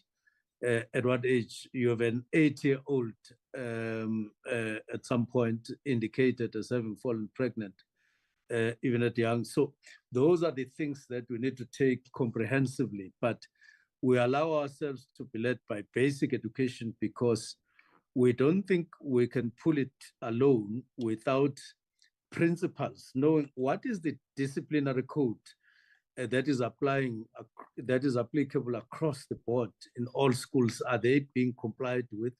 Governing bodies, what's their role, and society, and then ultimately the authorities themselves, the departments and provinces and nationally, and then we will know what angle we should take. So I would say that we are determined to make it harder, indeed, for young children to access this, and it talks to what I said earlier, that we need to trace the whole value chain and take preventative measures. Thank you. Thank you, Honourable Minister. The next follow-up question is from the Honourable van den Berg.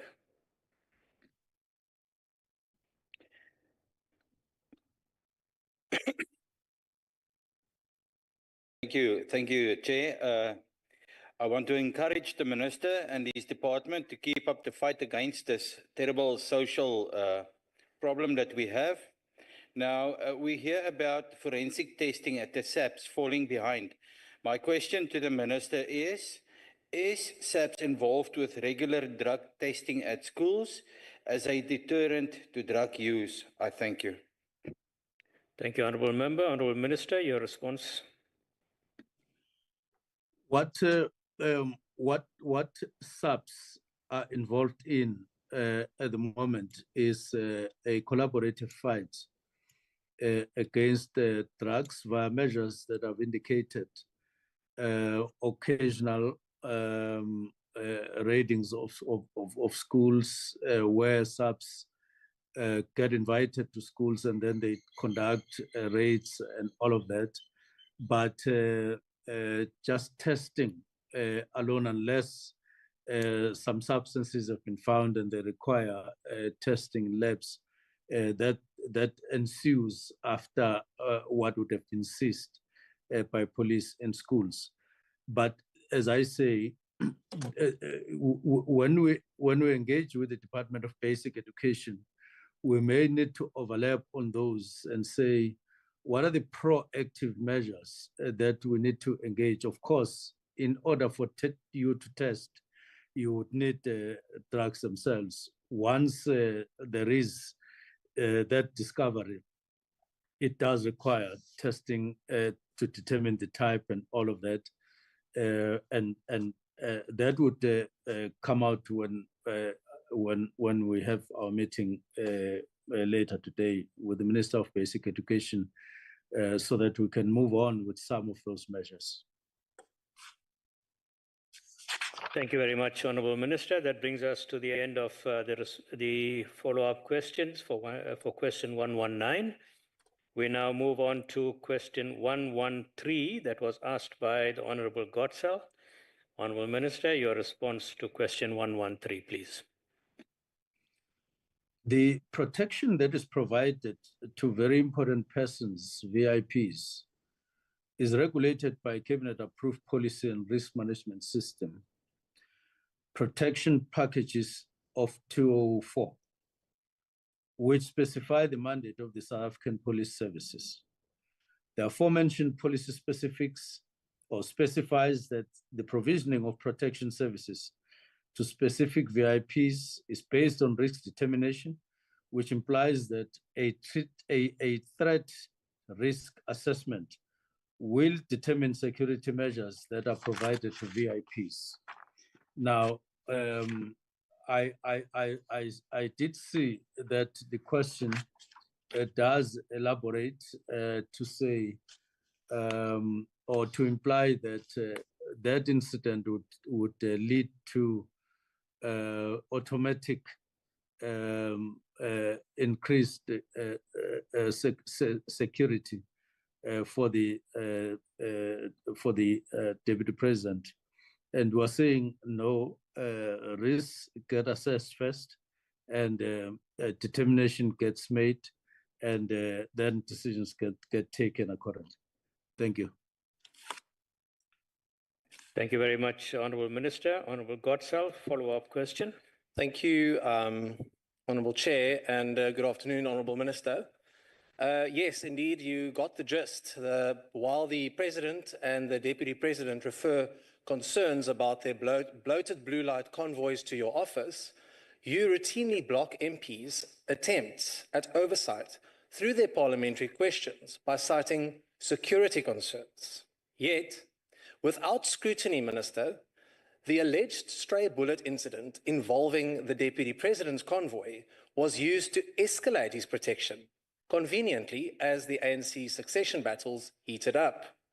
So, Minister, how do you justify millions spent on VIP security bullies that still fail in their job, while ordinary South Africans wait for months for DNA results in rape and murder cases, and communities like the Cape Flats remain terrorized as the anti-gang unit is left crippled by budget cuts and poor SAPS leadership in the Western Cape province? Honourable Godsell, Honourable Minister, your response. Thank you very much.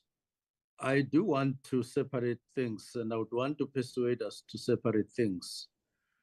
In as much as one family can be seen to be wasting food and even throwing it away when next door is having problems, I do want us to separate things. Security-related matters and needs for money to do other things, so that we don't create an impression that those problems exist because all the money is used to secure the president and the deputy president. Having said that, I do want to say that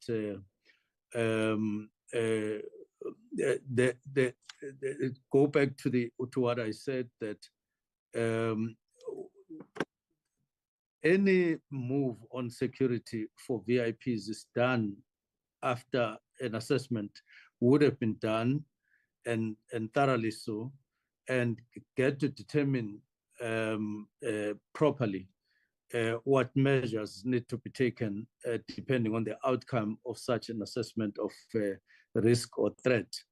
And I would want us to cut our matter, just limit it to that, so that we don't get tempted to link things that do not necessarily link up. Because another person may say, we have lights in the NCOP when it is dark in some other area, and we should be sharing electricity or the electricity weight and so on. So I'm just saying that we need to focus on what we are indicating as criteria for providing any security, including any increase or decrease. Thank you very much, Honourable Minister. We now move on to the next follow-up question, and that's from the Honourable Nue. Thank you, Deputy Chair. Thank you, Honourable Minister, for the response to the question. Given the event that has been referred to in the main question and your response regarding the provision of the Act, I just want or request the Minister perhaps to give the South African further assurance that SAPS being responsible for the VIPs, that includes kings and queens and former presidents and deputy presidents and the executive, is the Minister satisfied that current measures are enough to ensure the safety of all the VIPs referred to above? Thank you. Thank you very much, Honorable Nuwe. Honorable Minister, your response. If you take any threat or any incident threatening any VIP or anyone provided with security, I would say we haven't received any complaint that the services that are being rendered to them is inadequate in any way. And therefore, I would respond by saying that we are satisfied that SAPS are doing their job. They are doing very well in that aspect. But I mean, of providing VIP services to the VIP security services to designated VIPs. And I would then go on to say, therefore, I'm satisfied, but indicate that it is trickling in to us that the demand that is being made on SAPS on this matter needs to be always be under control by the National Commissioner and all ourselves around him, so that we don't get tempted to really find ourselves in a problem in this regard. Thank you. Thank you, Honourable Minister. The next follow-up question is from the Honourable Gericke. Thank you, Chair and Minister. We have recently witnessed contradictory media statements and political grandstanding from the ANC with regard to the reported attack on the car of the Deputy President. What is the official government response on the matter, and is there a definite investigation in this regard? If so, how far is the investigation, and if not, why not? Thank you. Thank you, Honourable Gericke. Honourable Minister, your response. Following that incident, a government on the side of it did make a statement through the National Commissioner confirming that an incident had happened as alleged or as reported in media, and he further indicated and confirmed that the matter is under investigation and that the matter would be finalized in due course, and the National Commissioner will, in due course, at the right time, make good of that statement. We are also encouraging him to finalize that report and make it public. Now, I'm not aware of any contradictory statements from the African National Congress, and maybe we can call them to the NCOP to clarify the matter if that's a concern of the Honourable House. But as from the side of government, yes, those confirmations are there, and the matter will be finalized. Thank you very much, Honourable Minister. The last follow-up question is from the Honourable Majola. Thank you very much, Deputy Chair. Thank you very much, Minister, for your responses. Reading from your responses, you did mention that this VIP unity is regulated by pieces of legislation, which I also believe that the Discipline Regulation Act of SAPS is part of that.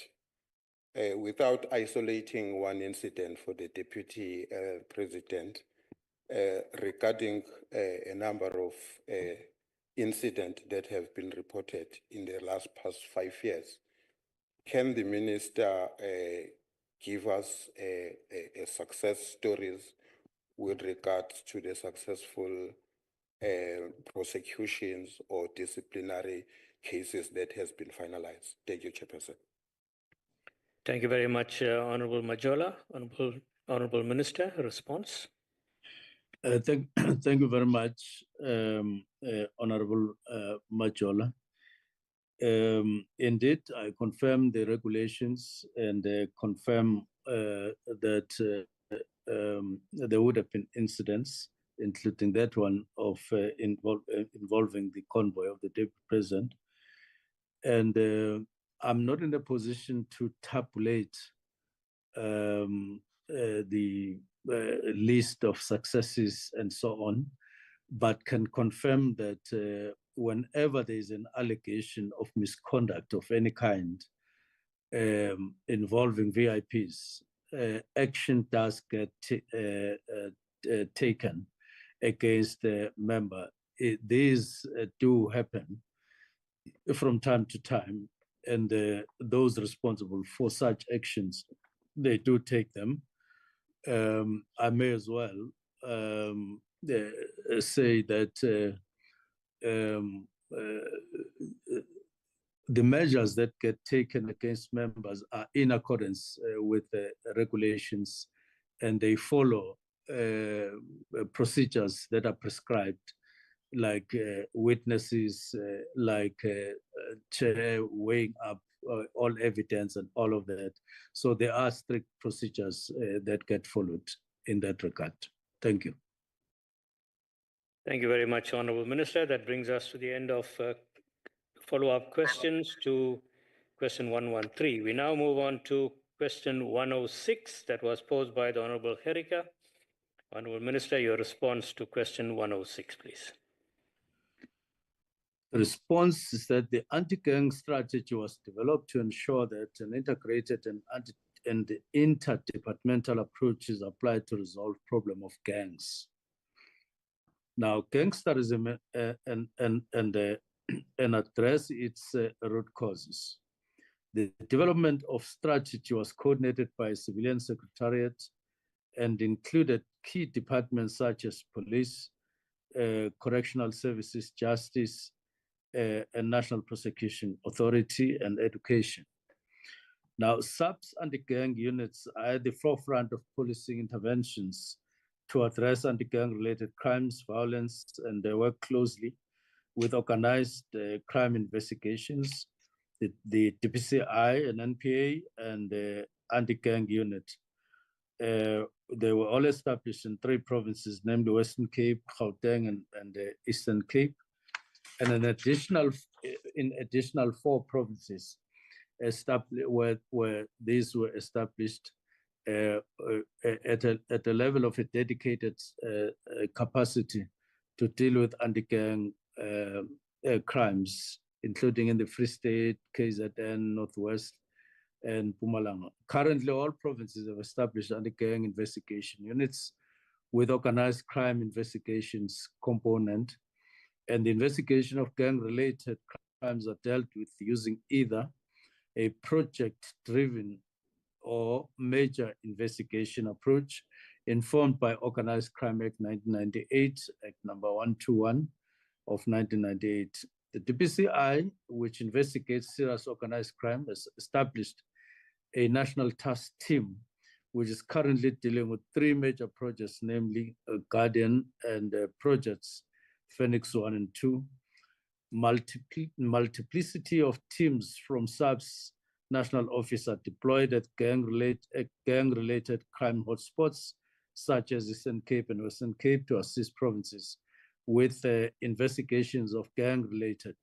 The SAPS and DPCI also collaborate with Financial Intelligence Center and State Security Agency in some cases, depending on their nature and complexity.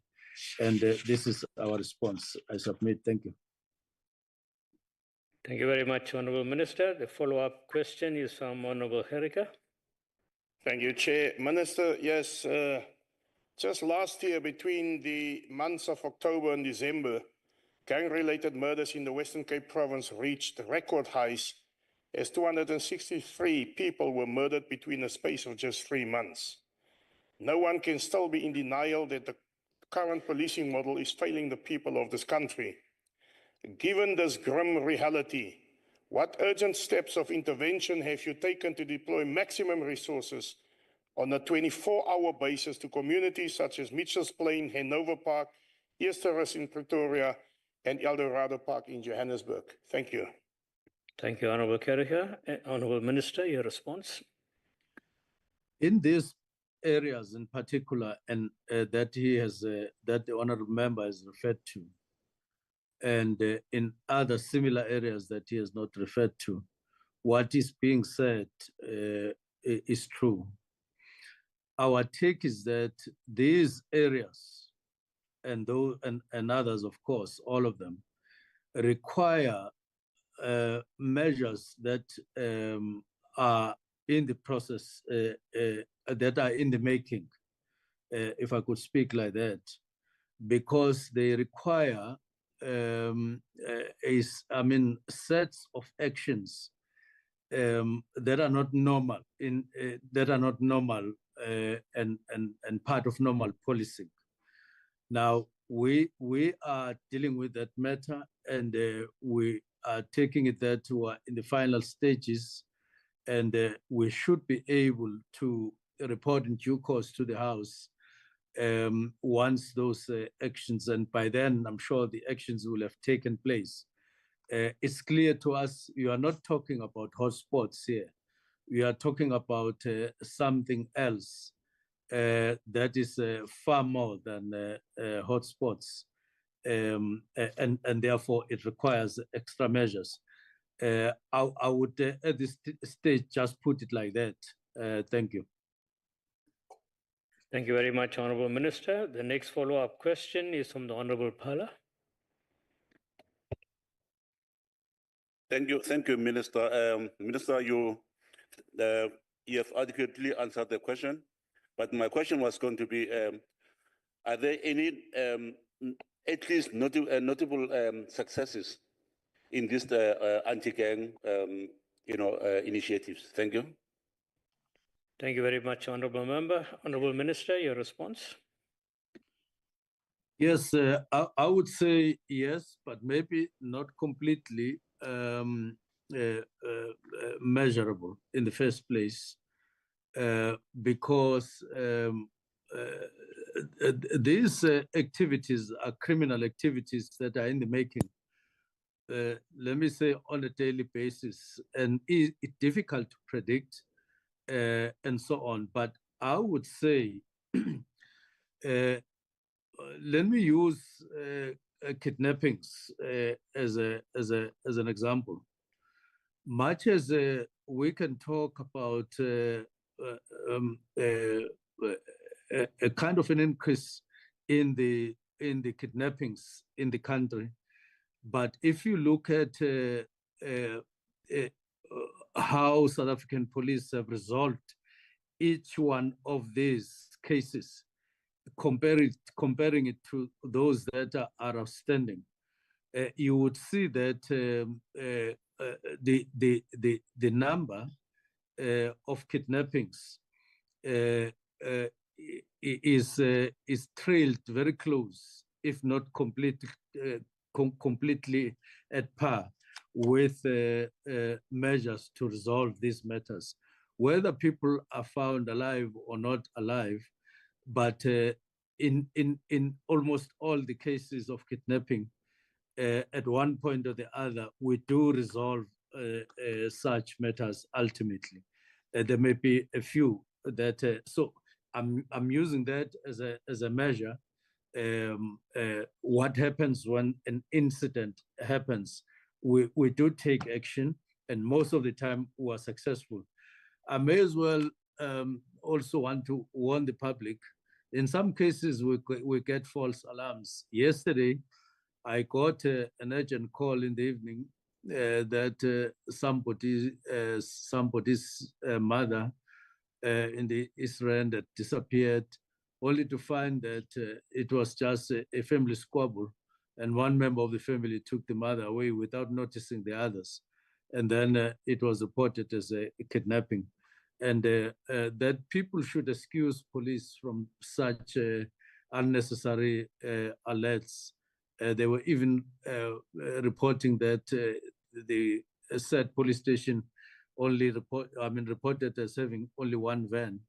And within minutes, like 15 minutes or so, we're able to get that matter, and in about 30 minutes get over the matter completely. So I'm saying that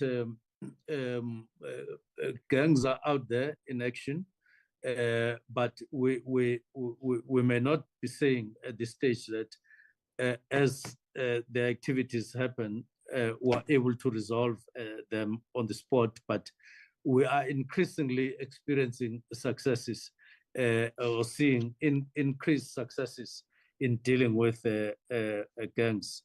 Just yesterday, in Amawuti, 3 criminals which were wanted or who were wanted, one of them quite prominent, they were dealt with permanently.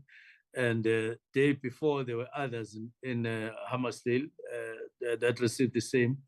And I'm saying, when you come to such actions, or we experience such incidents, police don't hesitate, just like in the Eastern Cape as well, and some of the incidents here in Gauteng.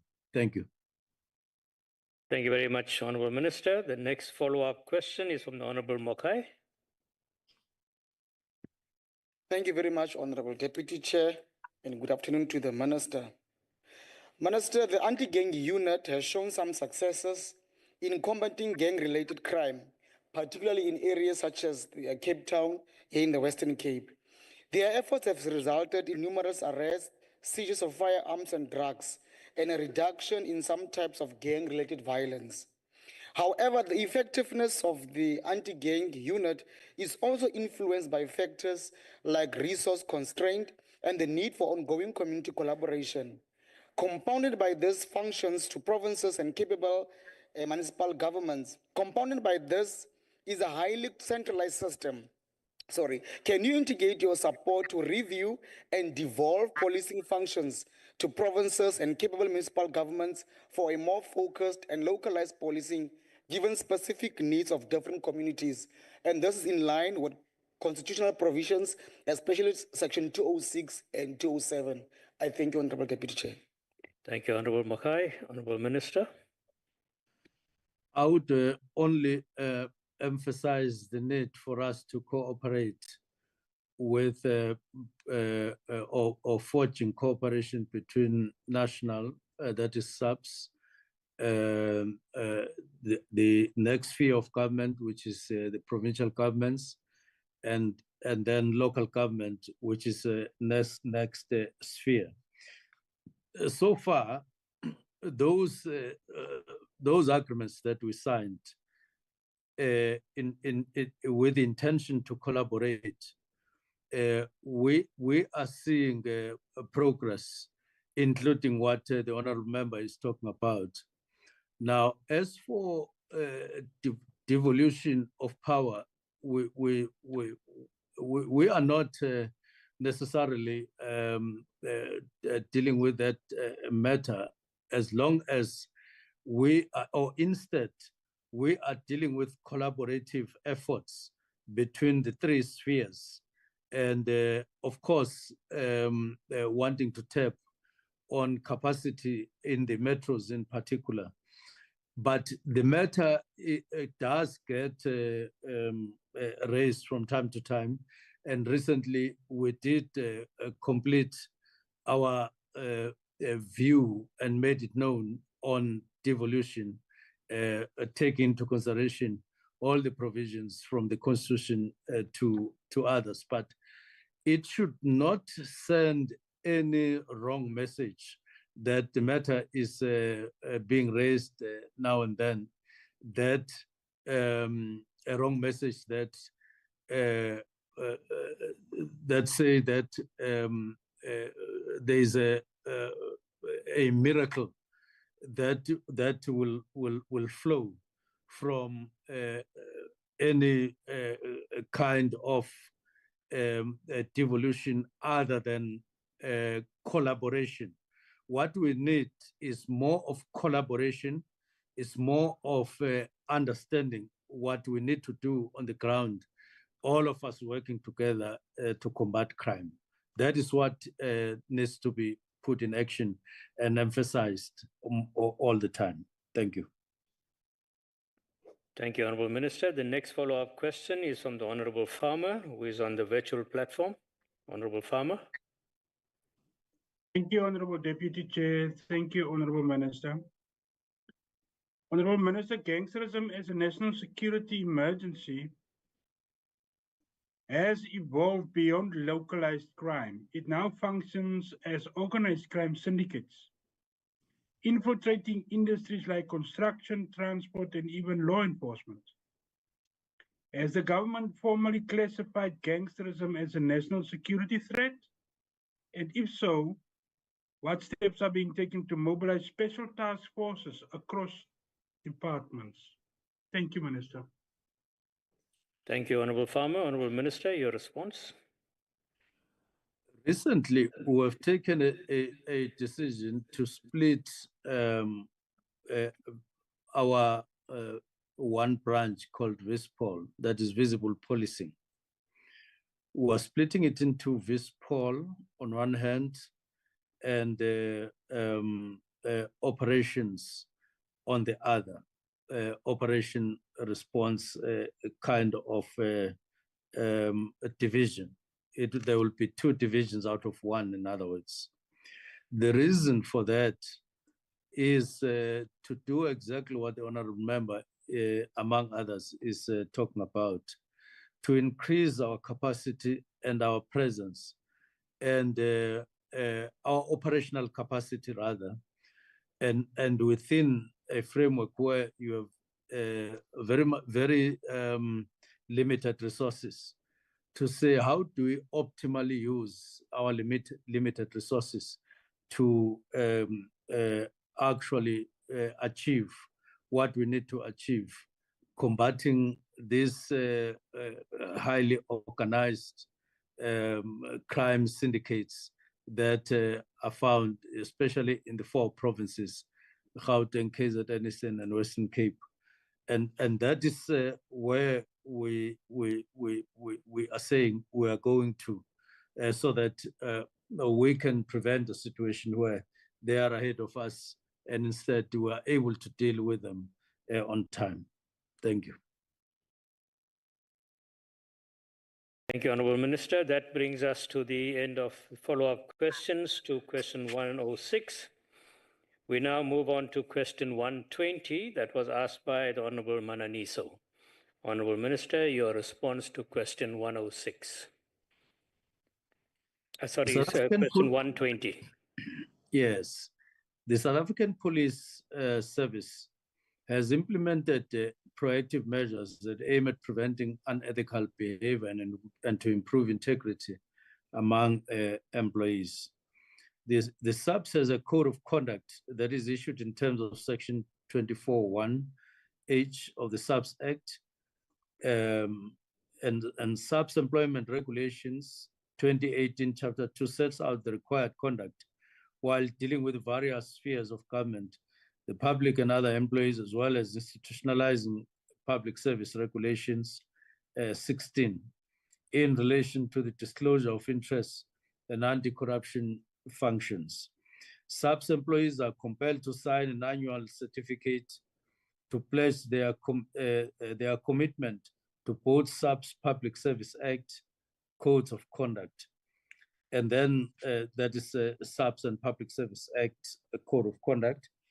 SAPS expect the highest standard of behavior on the part of its employees, and there are internal awareness programs to make employees focus and aware on through workshops and advocacy and all of that on ethics awareness and other related matters.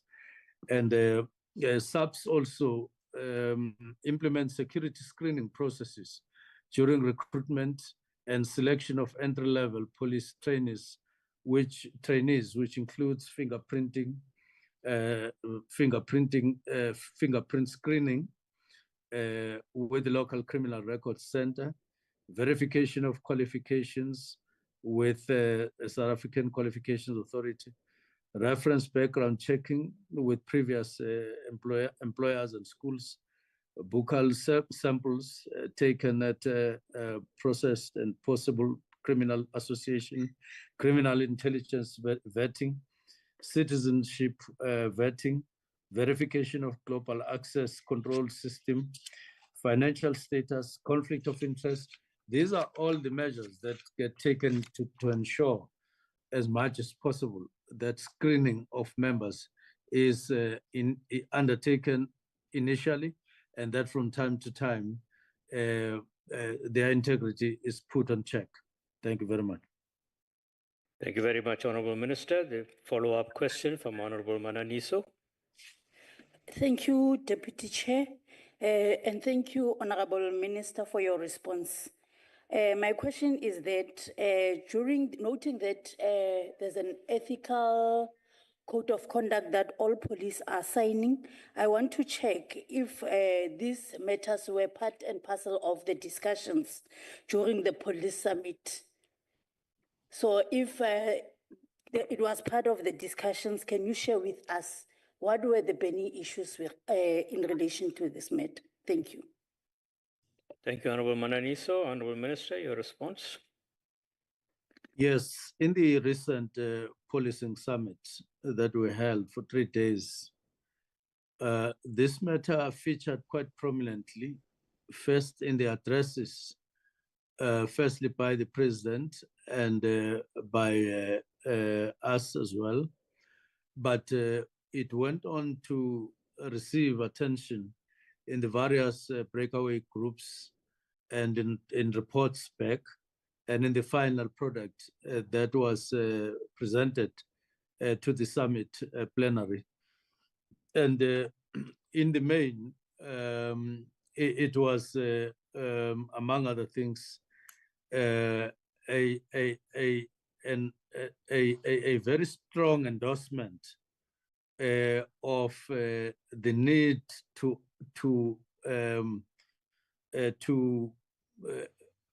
ensure within SAPS that integrity matters, good conduct, and related matters are upheld, including people facing consequences once they derail from the way.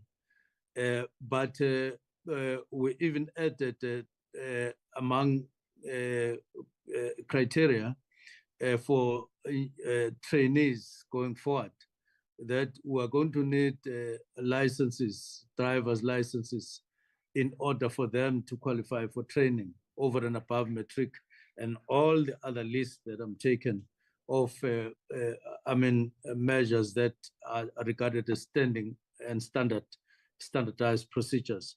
Yes, we want to uphold policing as a profession, a very, very prominent profession in South Africa, and let others, young people getting in, and keep those who are in continuing in the display of good conduct, and helping the profession and South African police to continue to be the pride of the nation as is happening now.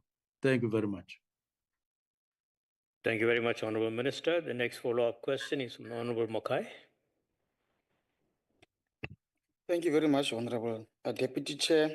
Minister, given your response on vetting and accountability, how do you justify the quiet reassignment of a SAPS officer who was who was arrested in Kleinvlei over the Easter weekend with a large amount of men, drugs, and tech?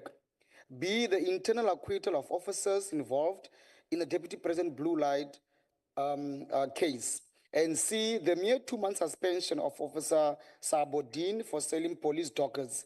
When these cases reveal a clear pattern of SAPS leadership protecting compromised officers instead of enforcing credible discipline and ethical policing. I thank you. Thank you very much, Honourable Mokai. Honourable Minister, your response. I didn't bring with me the number of disciplinary cases that we have at the moment, and the total of disciplinary cases involving firing of police officers after disciplinary cases. But it's quite a remarkable number, if not shocking, which is a clear demonstration that action gets taken whenever there is wrongdoing on the side of police, of police officers of whatever nature. Now, the cases that he is referring to, like recent acquittal, these are matters that get dealt with following certain procedures within police, which all of us, like this one, the acquittal, wanted to see the report, wanted to hear what had happened, and preliminary reports show that there were procedural matters that were followed, resulting into that. Whether it's what would have been expected or not, like in any other disciplinary case outcome, sometimes you would expect something, but procedures and what actually happens during the disciplinary case process becomes or lands you in a different outcome. But we are making all efforts to uphold good conduct, to uphold ethical conduct, to ensure that police are not contaminated with rotten apples and so on. And this is shown and demonstrated by arrests. One of the most recent arrests is the one that involved an officer who has been accused for an alleged rape of a trainee at the college. Action was taken very swiftly, and he is inside. And we want to be as straightforward as possible and actually ensure that everyone who shows or displays a deviant behavior does, the consequences do follow and follow swiftly to the best of our ability. Thank you, Honourable Minister. The next follow-up question is from the Honourable Chirwa Mpongose, who is on the virtual platform. Ke a leboga modulasetulo. Mosebeletsi o na le bosenyi bo bo diragalang mo di-locationeng tsa rona mo maphodisa a na leng sebedisano le disenyi. Maphodisa e leng ona a thusanang le disenyi. Disenyi di tlhotlholetsa badudi gore go be le thulano pele ga di-eyewitness tsa bone. And then the criminals go and open fraudulent attempted murder cases. Re tlhaloganye if the cases tse di ngodisitswe now on the system of the SAPS. The police then go and offer these alleged perpetrators, who are innocent civilians, an opportunity ya go timetsa di-docket ka theko e itseng. The most common amount being 10,000 rands. Whistleblower e tlileng le tshedimoso ye e tshaba go le bolelela gobane this country has a bad record concerning whistleblowers, especially co-locationing where murders and crimes like murders don't even make the news or receive priority. Ba bang ebile ba bolailwe mosebeletsi. Potso ya rena ke gore, is there a special reporting system e na leng tisetso ya gore di whistleblower di fumane tshireletso na? Thank you. Thank you, Honourable Chirwa Mpongose. Honourable Minister, your response. I will do the best to answer without anyone helping me with the interpretation or with the translation. We do wish and feel the need for whistleblowers on one hand to be protected. And in fact, the police have programs, specialized programs that put whistleblowers to protection, and currently we do have a number of them who are in such programs. But this is just to make sure that those who come forward with information that is helpful in unraveling some cases, that it happens. I do admit that there are incidents of police collaborating with wrongdoers, and I do want to confirm that in some cases you hear of dockets being sold and bought, and not only dockets, but a specific police specializing in some cases on destroying cases when such come to them. And I want to state it clearly that we are increasingly identifying such stations. We are increasingly identifying such senior police, because this is led by senior police officers. It's not led by young junior police officers. It's senior police officers that are involved in this. And we in due course, we will be taking action against those. And as I say, it's not exaggerating that some police officers unduly pocket money for missing dockets and all of that. So there is protection to anything that police officers do to destroy cases. They know it's breach of the law and it's breach of the conduct that is expected of them. And they know when they get found, they will be facing possible expulsion after due processes.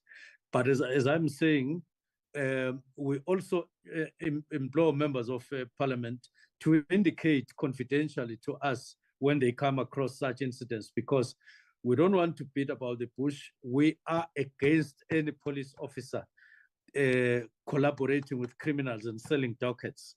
It's wrong. It shouldn't be accepted by anyone, both in the public, but also by us as public servants, as public representatives.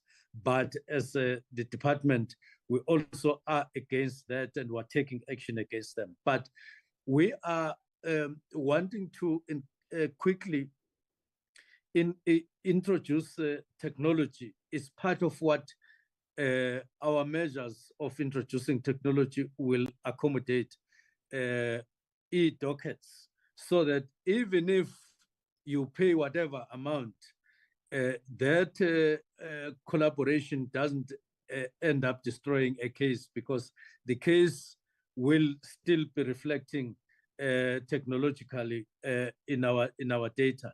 And this is part of eliminating this kind of old age criminality on the part of police. Thank you. Thank you very much, Honourable Minister. The last follow-up question is from the Honourable van den Berg. Thank you, Chair. Minister, we've got another one for you. I know a young lady that wants to join SAPS to be involved in forensics and investigations out of real interest in this field, but she's afraid of a hostile working environment, victimization, and criminality at SAPS. She also LLB law degree. Does she have valid reason for this perception? How can the police service draw young professional people to work for them? Thank you. Thank you very much, Honourable Member. Honourable Minister, your response. I would first encourage you to make the young lady apply as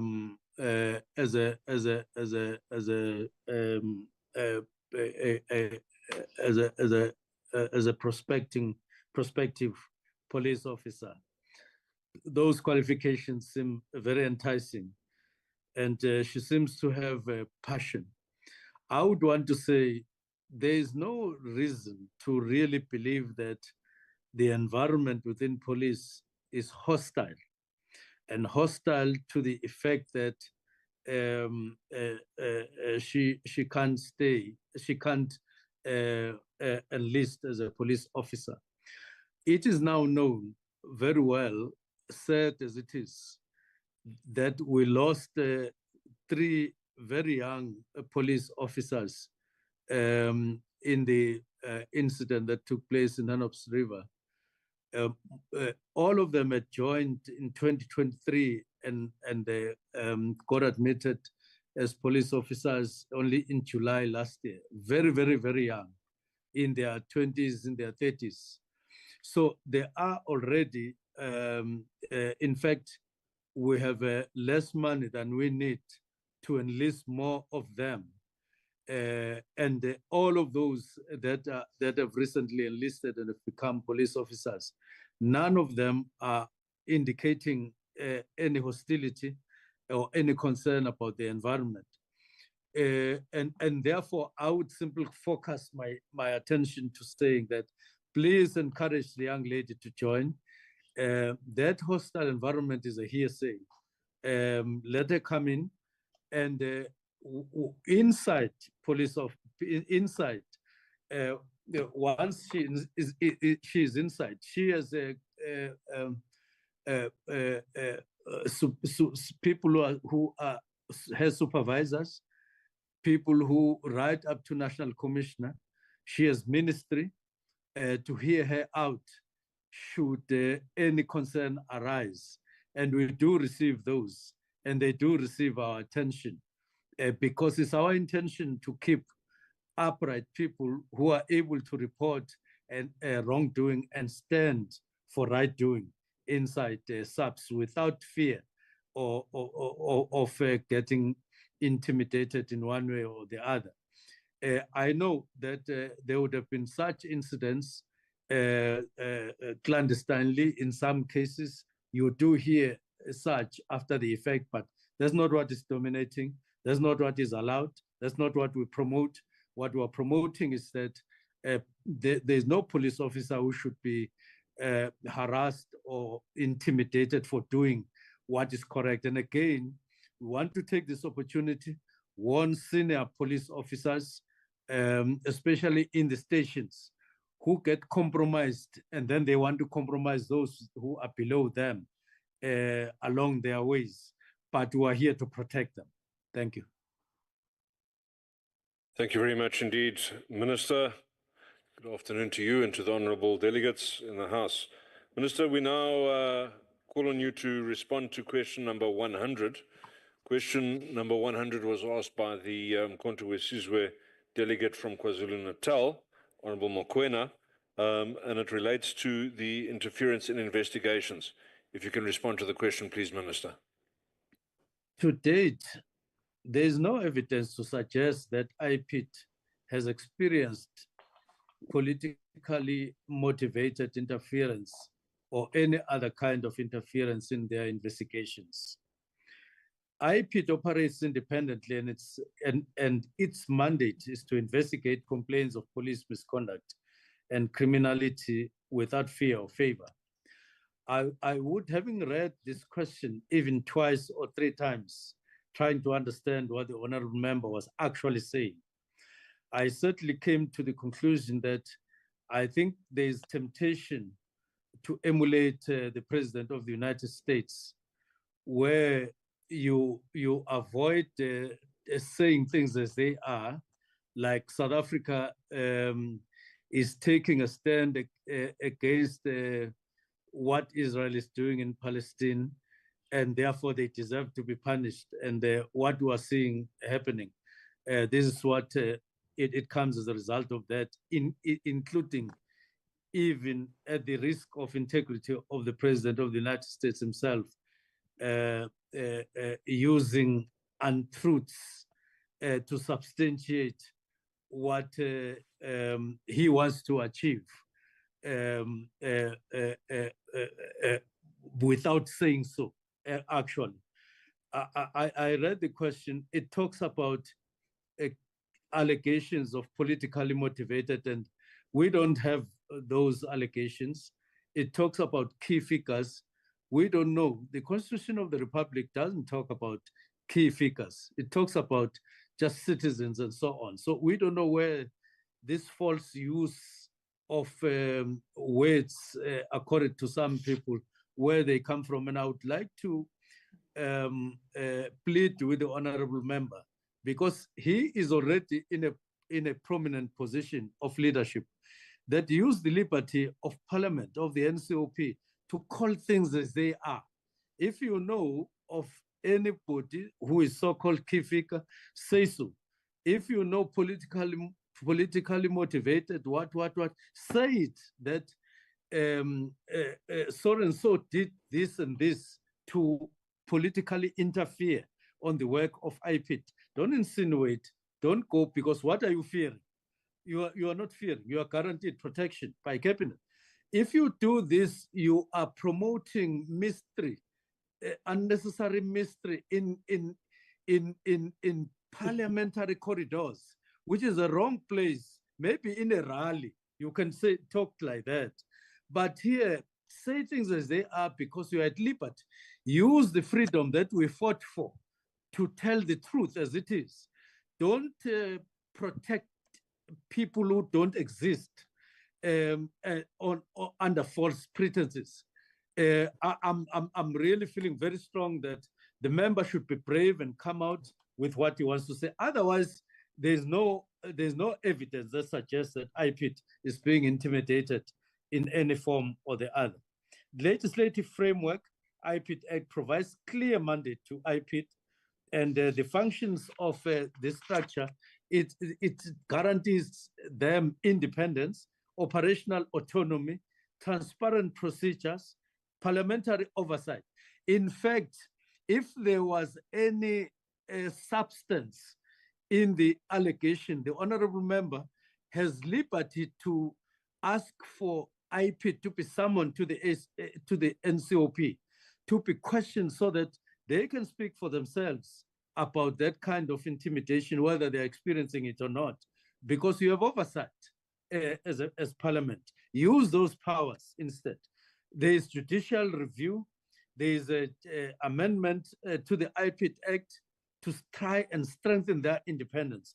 Therefore, I think we should stop adopting Trumpism of not being direct when you do things and when you say things. You try to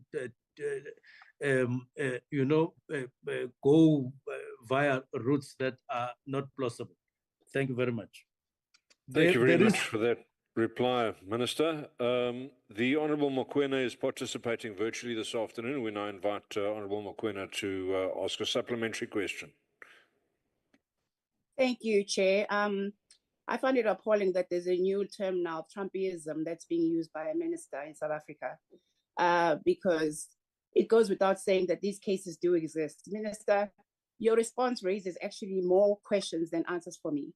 And as the MK party, we'll gladly give you a list of cases where we feel that undue preference has been done to people in leadership. Are you prepared to take the NCOP into full confidence on high-profile investigations currently under the IPID's purview to dispel our concerns of undue influence? Or should South Africans conclude that your department has something to hide? Thank you.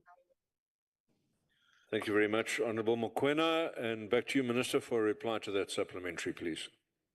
If I'm requested to come to the NCOP and indicate to you what IPID is investigating with their permission, because they are an independent structure in the service of South Africans, I am prepared to do so without any hesitation whatsoever.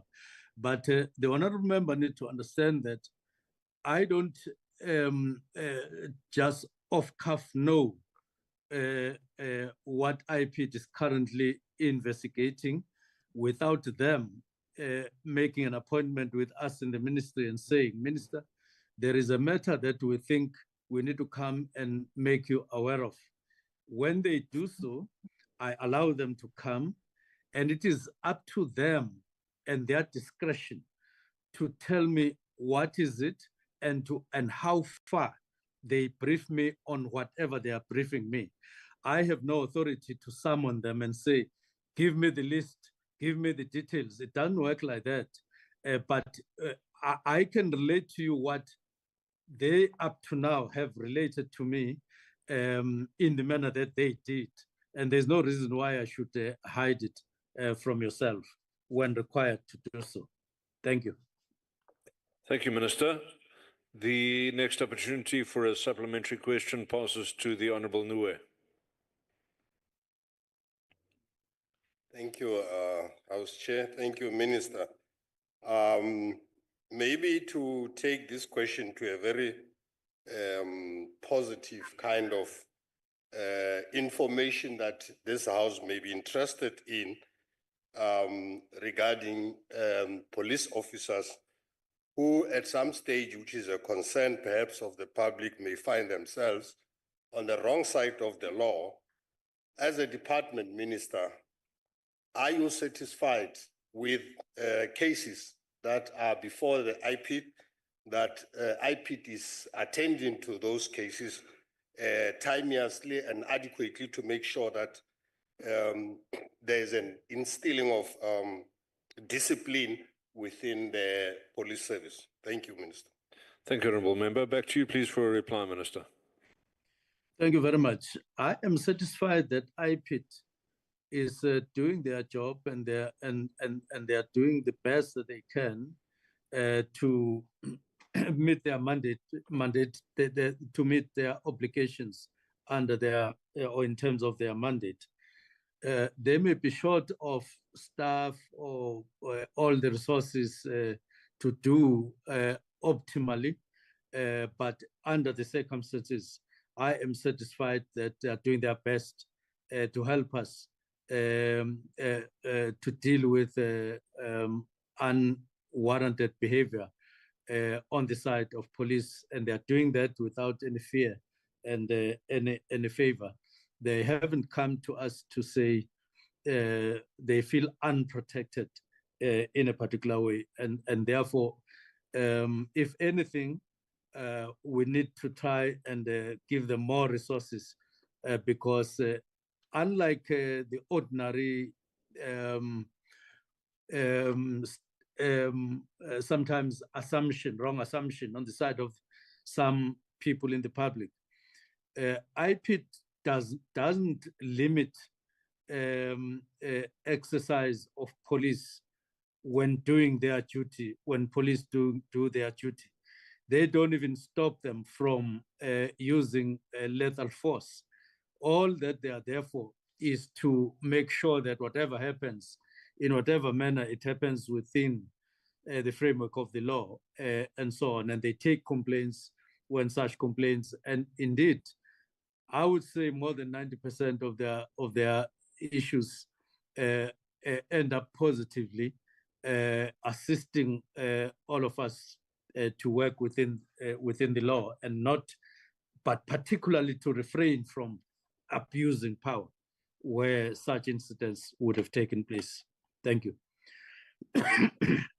Thank you very much indeed, Minister. The next supplementary question will come from the Honourable Mokai. Thank you very much, Honorable House Chair, and once again to the Minister. Minister, the instability and the very public squabbles in the management and the leadership of the SAPS is the last thing South Africans need, given the high and increasing rate of crime. What action are you taking to stabilize the leadership and the management of the SAPS to regain public trust, and what results are your efforts yielding in this regard? Thank you very much, House Chair. Thank you, Honourable Mokai. Back to you, Minister, please. Other than talking unity among leadership personnel in police, the need for unity, the need for transparency, the need to take everybody's grievances and to take everything seriously. I wouldn't be in a position to say exactly what we are doing right now, until maybe at some other point, once we have gone through what we regard as quite high level kinds of interventions that we see are necessary and about to embark on those, just to ensure that whatever we are aware of, whatever we've come to be aware of in the time that we've been in SAPS gets addressed, no matter how sensitive, no matter how difficult, but it is our intention to do so. And when we have gone through in terms of results, we will indicate that. But other than that, the results of our general interventions are that by and large, notwithstanding such challenges, police are doing their work. There's no fundamental breakdown. Instead, what we are wanting is optimal cooperation, so that even when there is a mistake or two that one of them may do and disturbs another, it becomes easy to tolerate that, because the climate itself must be healthy and enabling, as opposed to when people are not in talking terms, people are not in working relations terms, and so on. So there's no breakdown, but there's a need to assist and intervene at some point. But generally, work is continuing normally, and we are not overly concerned about the challenge. Thank you. Thank you very much, Minister. The last supplementary question on question number 100 will be posed by the Honourable Khirika from the Economic Freedom Fighters. Thank you, House Chair and Minister. It is important for a unit tasked with investigating corruption and organized crime to have credibility among citizens and to enjoy public confidence. Yet the situation is quite different in this country, as different investigation entities contradict each other in the process of perusing the law. Given that IPID has in the past been docked by allegations of interference, as is seen in the efforts to protect President Ramaphosa from accountability for the Pala scandal, which measures have you specifically put in place to ensure that IPID is insulated against corruption amongst its own members? Thank you. Thank you, Honourable Khirika. Minister, may we have your response to that, please? Within IPID themselves, there are regulations, there are standard procedures, and all of that disallow them from being compromised in one way or the other. And where such incidents happen, disciplinary action does take place. But your reference to IPID not, in relation to Pala, we've explained that in the past, that there's no hiding any information whatsoever on the side of IPID. We call them, they explained to us that the reason why they couldn't allow publication of their report was because there was another body in this instance that was doing, I think it was DCPI, DPCI, who were doing work of a criminal nature on the matter. And if they were then doing that, it would be undue to then start naming things and so on, while the other arm, what rather, I must say, they don't necessarily ordinarily contradict themselves. They work in synergy. That is why IPID for a while couldn't publicize that report.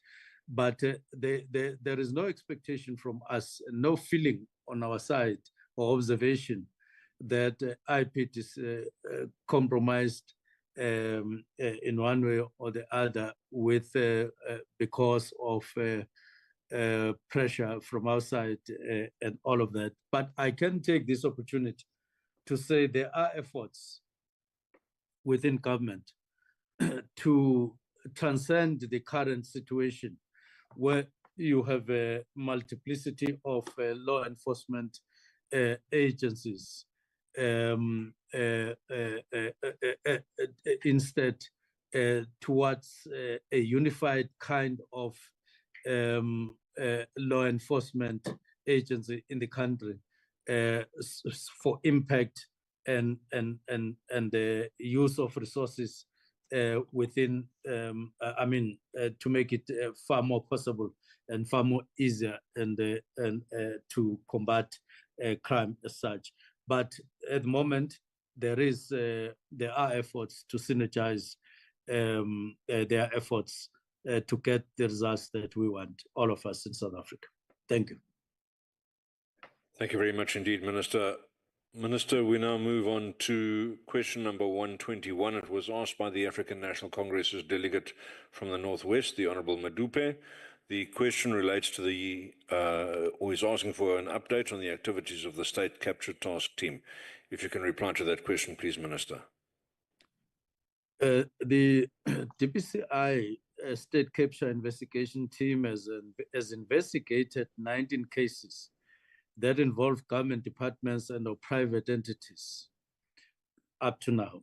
4 cases are on the court roll. 2 cases are pending decision from National Prosecuting Authority, and 6 cases are still under investigation. 7 cases were finalized with 4 convictions. Thank you very much. Thank you, Minister. The opportunity for follow-up goes to Honorable Madupe. Thank you very much, Honorable Chair.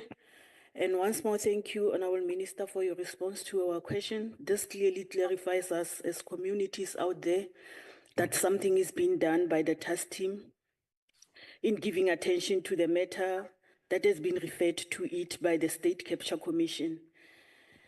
And that will assist the NCOP to receive periodic response updates on the cases from Directorate for Priority Crime Investigation. However, Honorable Minister, there is a sense of DPCI that it is taking a bit long, but does not complete. Does this happen as a result of complexity of cases or efforts on the time it takes too long to finalize the matters? So I move. Thank you very much, Honorable Madupe. Your response, please, Minister. Yes, we note the concern of delays. Had it been for us, we would have had all these cases finalized just like before, and having like the 7 more than those and at an advanced stage, because ultimately all of us are seeking justice and fairness arising from those matters of state capture. But there would be various limitations like investigators. Just say personnel and other related resources. But I don't want to emphasize those as to prohibit justice being seen to be done and in time. We will. We have put DPCI under pressure, and we do so from time to time to ask them to speed up what they are doing without undue pressure, and try to assist them here and there where we have within reach the necessary resources. But it's our intention to have them complete the cases as soon as possible. Thank you. Thank you, Minister. Let's pass an opportunity now to the Honourable Godsell for a supplementary question. Thank you, Chair, and good afternoon again, Minister. Minister, in response to a previous parliamentary question by myself, you confirmed to me that the investigation into Honourable Malusi Gigaba is still ongoing, despite the Zondo Commission's detailed findings and sworn evidence being available to investigators for over 3 years now. Minister, how do you justify this continued inaction, and what message does it send to the public about SAPS's credibility in restoring trust and ensuring accountability for state capture when every question that we ask is responded to with a strapline, the investigation is ongoing? Thank you, Honourable Godsall. Minister, back to you, please. I do want to say as a starting point that I haven't justified anything, because the question is, how do you justify? I'm not justifying any delays. I've just said we are all concerned about delays or the long time that it has taken to get where we are. But at the same time, I must qualify what I'm saying by not justifying, but just indicating the objective fact that there are challenges in terms of resources, well known to the member and to NCOP as a whole, well known to us. And we are nevertheless dealing with those challenges to the best of our ability within our SAP. At some point, I think it was last year, if I'm not mistaken, when I went to DPCI to give them vehicles, new vehicles, a number of them, in an attempt and effort to make their work better manageable, but that's not enough. And therefore, understand DPCI, understand us as ministry to be very concerned, equally concerned, and dealing, but we're not justifying it at all. Thank you. Thank you, Minister. We return now to the Honourable Chirika for the next supplementary question. Thank you, House Chair. Minister, it is clear that there's been minimal progress made to reverse the state capture which exists. What mechanisms have you put in place to curb corruption as per the recommendations from the State Capture Commission report and to prevent the capture of the state in the future? Thank you. Thank you, Honourable Chirika. Minister, your response to that, please. All the agencies, your SIU, your DPCI, and IDAC in NPA are almost more than, they are under pressure. They are working extremely hard, and police themselves, especially the units that deal with serious crimes, they are hard at work dealing with the very subject that that you are talking about. Yes, as a result of our concerns on crime and corruption, I may as well say we also have to use our platform in the NCOP to continue to reject crime and corruption in our country and condemning it. And whenever we come across incidents of crime and corruption, condemn it not just 10 times, more than that, and encourage these agencies to double their effort in fighting criminality and corruption. But I have indicated that there are efforts that are underway to deal with, to strengthen these efforts in a much more unified, in a much more strengthened way. I must indicate that efforts are yielding fruit. If I could make an example, on the FATF-related cases, that is grey listing of South Africa, we've made progress to a point where Minister of Finance has reported that he is anticipating and expecting that somewhere at the end of the year, we will leave grey listing and get rid of the last matters that are remaining for South Africa to get its colors.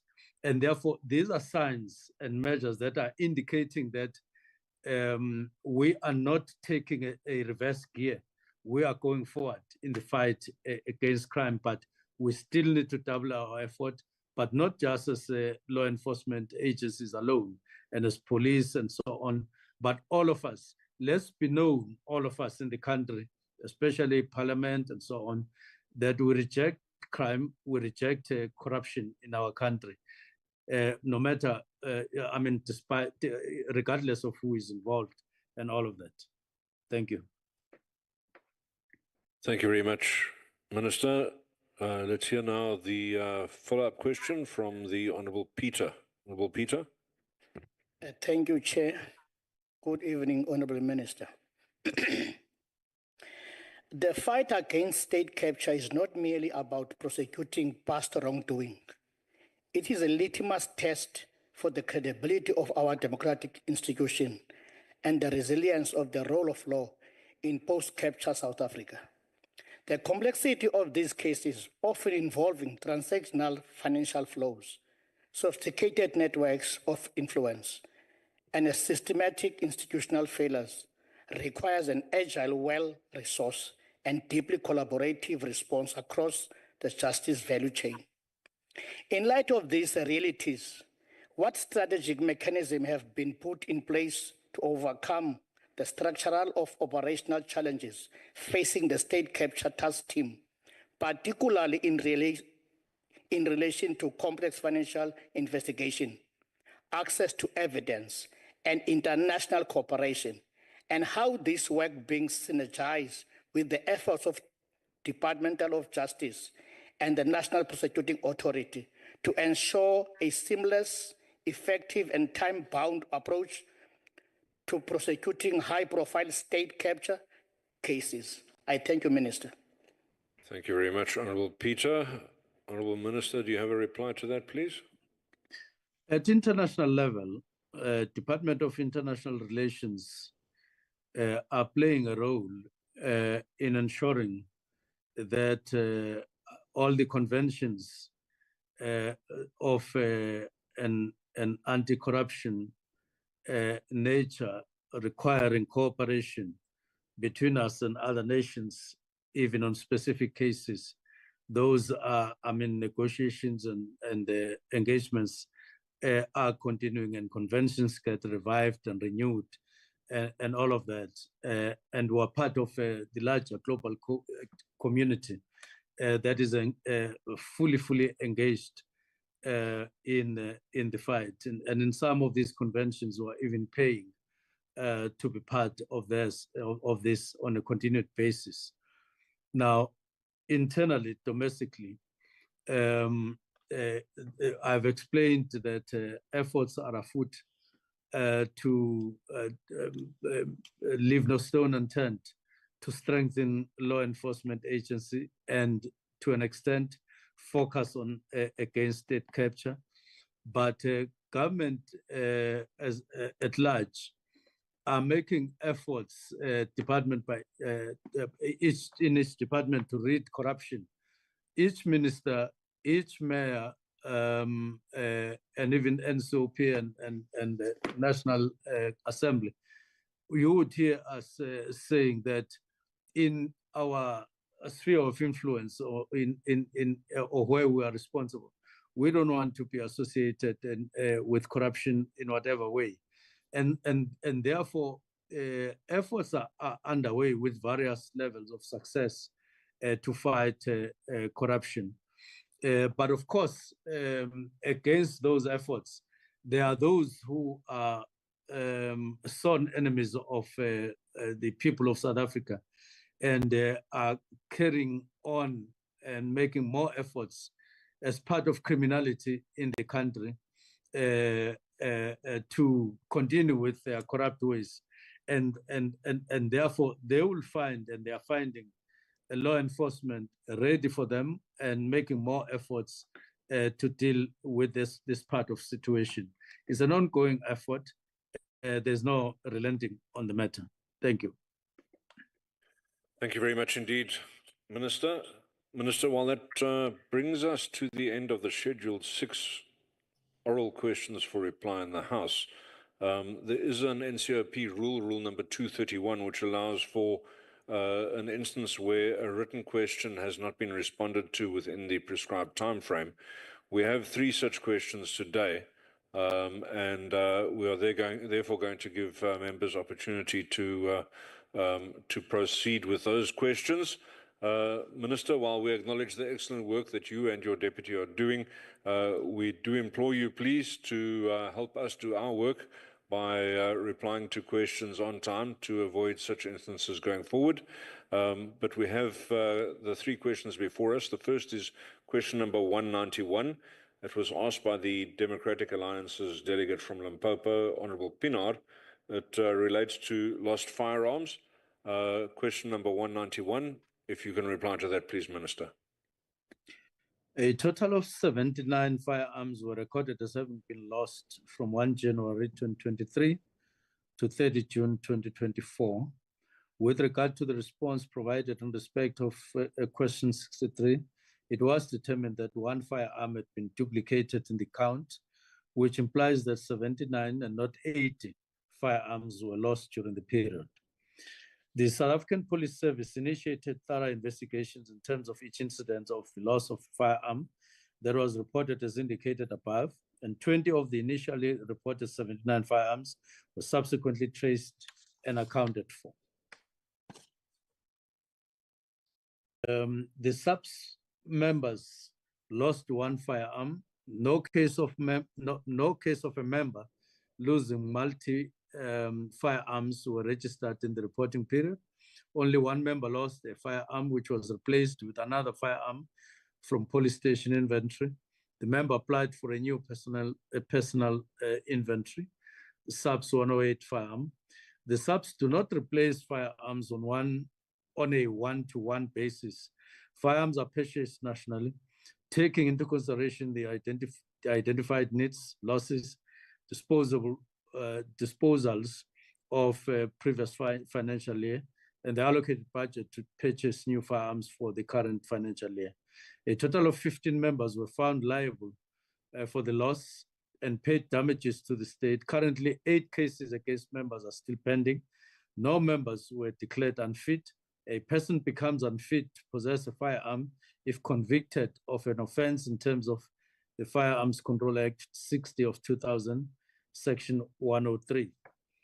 And then there are details of consequence management, which would be submitted for the attention of the honorable member. We submit. Thank you very much indeed, Minister. Honorable Pinar, do you have a follow-up question for that? Honorable Godsnell, on behalf of Honorable Pinar. Thank you, Chair.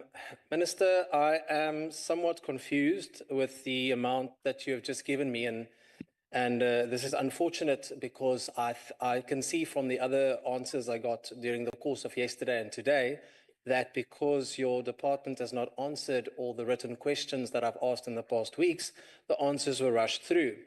But my information comes from the SAPS APP.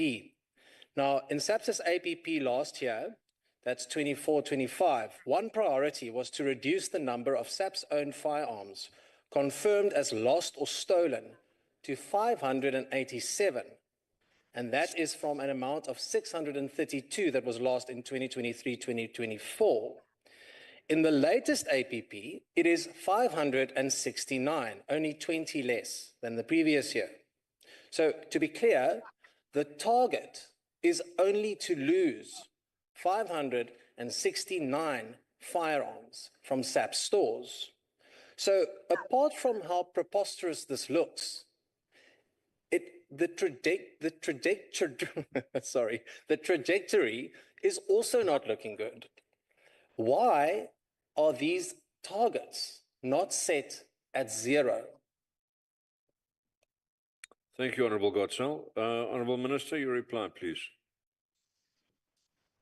Well, I would say that it's not necessarily the target, that 560 something.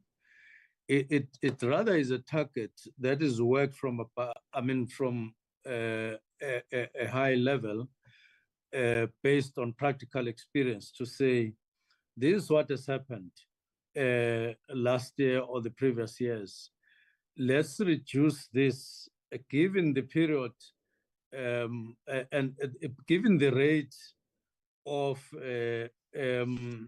improvement, which is minimal, given the environment under which these firearms get lost. This is how far you can aim to go in each year. It doesn't mean that it rules out the possibility of putting it zero. We could put zero, but it may look like merely a figure thrown there, not in line with the reality that we are working on. So I would say that zero is ideal, of course, even though we may need to add there, say, over time. But the reality that we're facing year to year is that minimal reduction while doing what we are determined. That doesn't mean that we are sparing any moment or any effort to try and do the best that we can. But let's see, let's go forward with both figures. The one that we're putting at the moment, minimal as it may be, and looking as if it's not to reduce on a serious note, as you are saying. But let's also put zero in some distant future, because that's where we want to get, all of us. But a reality under which these things happen points elsewhere. Thank you. Thank you very much, Honourable Minister. Next follow-up question will come from Honourable Mananiso. Thank you, Chair of Chairs, and as well, thank you, Minister. I like the fact that you have given a response with regards to the ideal and reality. And indeed, I want to agree with you by saying zero, it's an ideal issue. My question is that, Honorable Billy Order, my question is that where can our people report these issues that has to do with these stolen firearms, and as well in your operations of Shanyela and Okaimolao, have you been finding these particular stolen firearms in your operations? Thank you very much, Honourable Mananiso. Your response to that, please, Minister. Almost in all Shanyela operations that take place, there would be a report that would indicate the number of firearms seized. And it's always, even if it's one firearm, when they report, I always say, oh, yes, we are minus a firearm. We are minus 200, we are minus 5 firearms. It depends on the number that we get results for. So yes, indeed, Honourable Member, Operation Shanyela does help us to reduce. But even outside Operation Shanyela, most importantly, when criminals, especially wanted criminals, confront police, inevitably reliance for them is to use legal firearms to fight police. And when they fall, we almost in all cases retrieve firearms. But in some cases, it will involve firearms that would be belonging to police, even if numbers would have been erased and all of that. So it's not just Operation Shanyela where we retrieve also in some other instances. But to take you to confidence, we are in advanced discussions on ensuring greater safety. I would speak like that for now, for state firearms, even when they get stolen, to make it easy and quicker for us to retrieve them. Unlike at the moment, and we're looking forward to that particular era in the near future, so that it becomes part of our measures to prevent this problem. Because indeed we feel bad when we lose firearms and that those firearms gets used in committing a crime. We will report in the near future how far that process would have gone, but it's one of the decisive measures that we're taking to ensure that we reduce the number, maybe to zero, once those are in operation. Thank you. Thank you, Minister. We return to Honourable Chirika for a supplementary question. Honourable Chirika. Yeah, thank you, Chairperson. A couple of years here in the Western Cape, colonel in the police service was sentenced to imprisonment for the theft of approximately 2,000 firearms from the police. It is a certain Colonel Prinsloo. Minister, I want to know that ever since, has your department put adequate measures in place to deal with theft and fraud and the smuggling of firearms? And if so, what steps have you been taken? And if not, why not? Thank you very much. Thank you, Honourable Chirika. Minister, your response to that, please. We lost such a number of firearms through theft was with Colonel Prinsloo at that time. It has not happened after, which is a measure that proves that measures have been indeed taken to curtail the problem.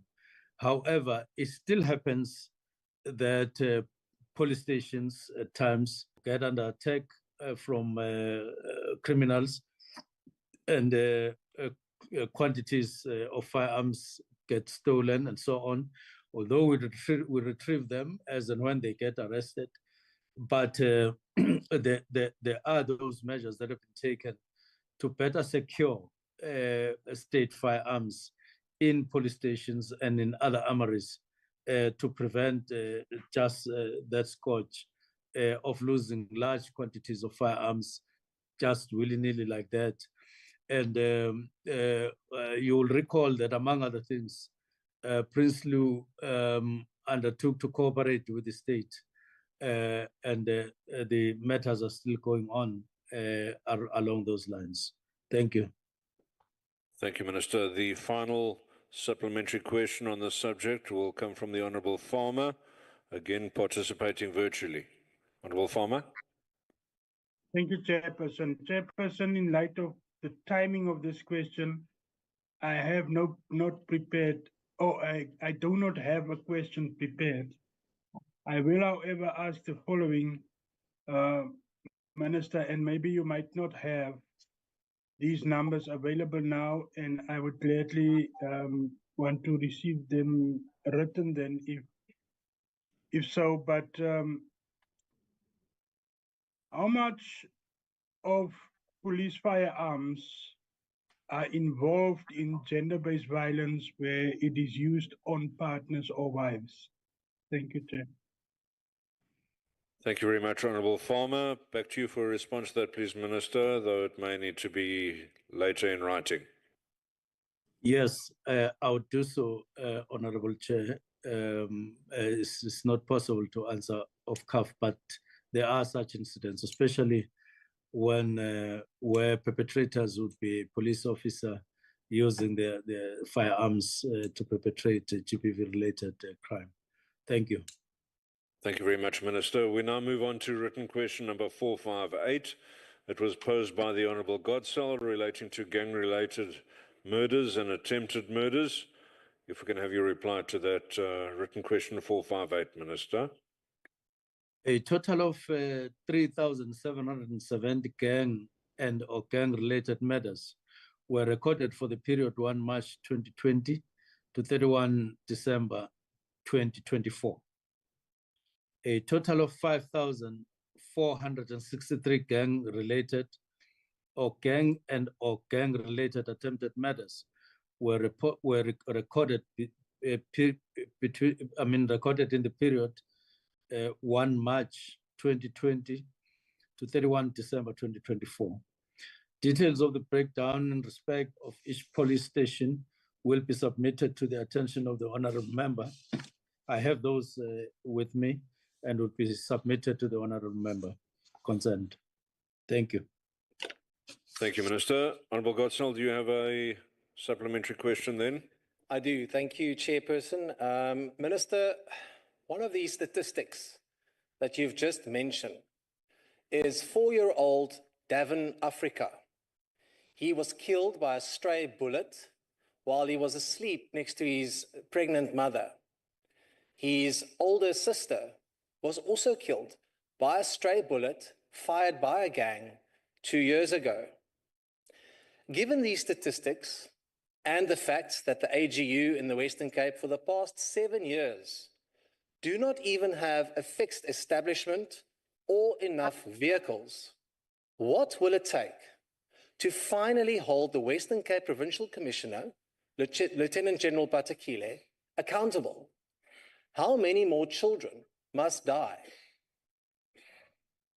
Thank you, Honourable Godsell. Honourable Minister, your response to that, please. I have indicated, no, firstly, this is quite a sad story that the honourable member, Godsell, is indicating.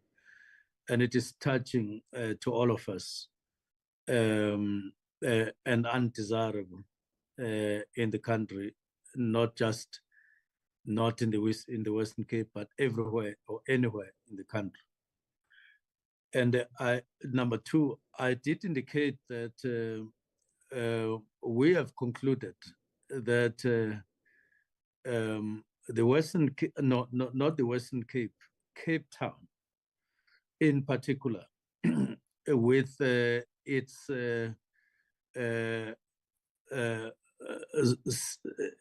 high violence zones, we've concluded that those zones do not require normal policing. They require extraordinary measures to contain this on a sustained basis, this particular problem. There are people in these areas that I'm talking about that that have told themselves that they don't fear anything and that they can do anything anytime. And in such circumstances, we require extraordinary measures. And those measures are coming. We will be interacting with the NCOP once those measures are in place. And we're hoping that we will curb substantially this particular kind of ugly incidents of stray bullets. In some cases, in most cases, it's not even stray bullets. It's shooting at people at random and just killing at will. That is being experienced in some zones in Cape Town at the moment. Thank you. Thank you very much, Minister. The next opportunity falls to the Honourable Nkosi Nonkonyana. Chair of Chair and honourable members. Thank you, Honourable Minister, for the elaborate reply. And I think all of us are aware that the crime, particularly that of organized criminals such as gang, is a menace to the society. And me and Honourable Godsell, fortunately serving in the Select Committee for Security and Justice know the steps that we have been taking together with National Commissioner of Police and Provincial Commissioners. You came here in the Western Cape to demonstrate that. It is unfair to the Honorable, it is unfair for Honorable Godsell to accuse the Provincial Commissioner that he is somewhat responsible for the killing of our youth here. And I think it is unfortunate. It is again unfortunate that many questions merely of statistics. We wonder what purpose will it serve? Because we need you, Honorable Minister, we need commissioners, we need members of the police service in our society to stamp out this gangsterism. Now, can you assure us, Honorable Minister, that you and the commissioners in the country will continue to do what we have been doing and implore us as public representatives and all peace-loving South Africans to work with you to make sure that we stamp out gangsterism in South Africa, particularly in the Western Cape. Thank you, Chair. Excellent timing, Nkosi. Thank you very much indeed. Honourable Minister, your response to that, please. Yes, we are committed to fighting crime and using what this will take and going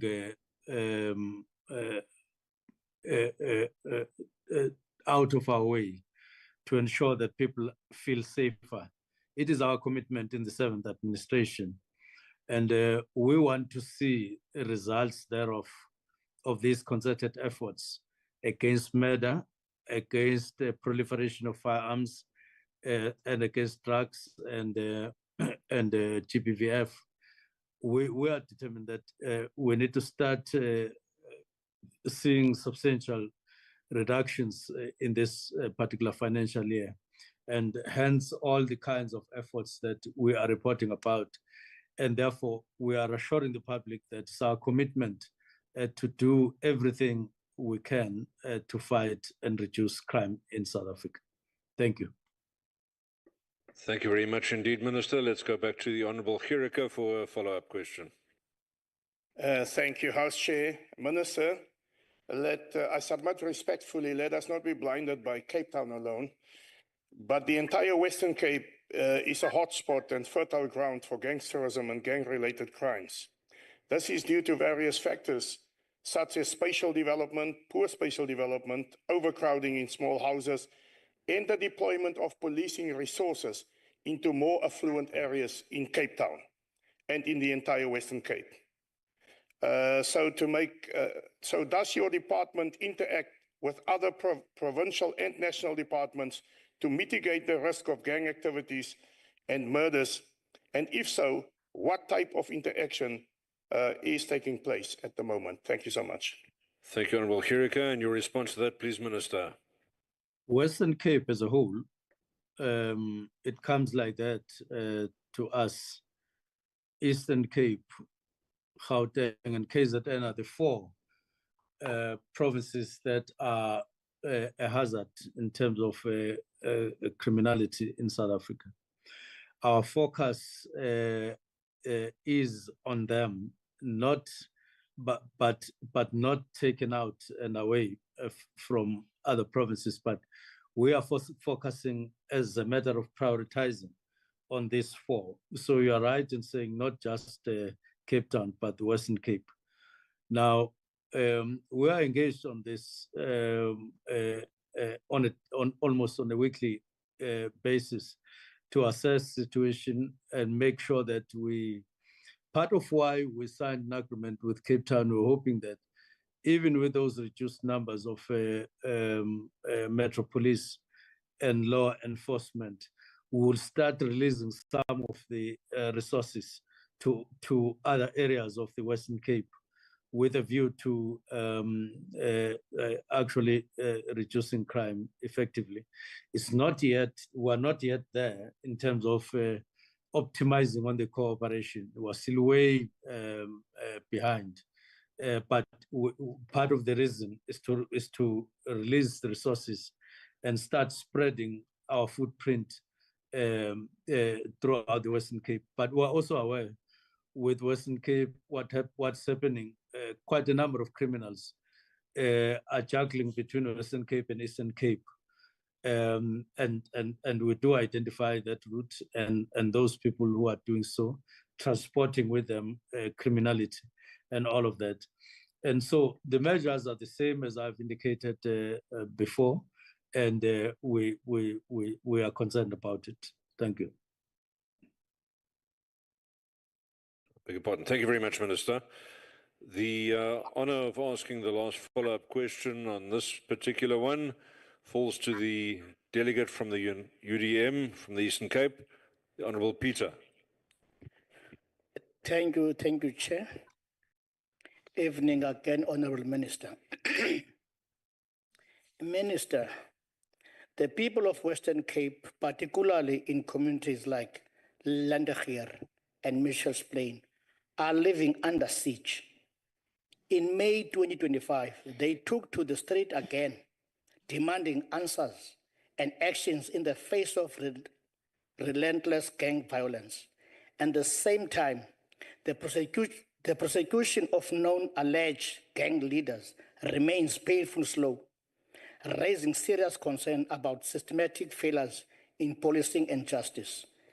What concrete and measurable intervention has your ministry implemented since March 2020 to disrupt gang operations, increase conviction rates, and restore the confidence of communities that feel abandoned by the state?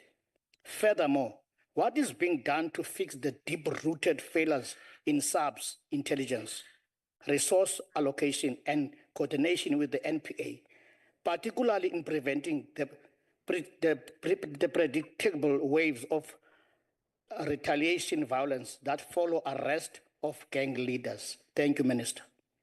Thank you very much, Honorable Peter. And back to you for reply, please, Minister.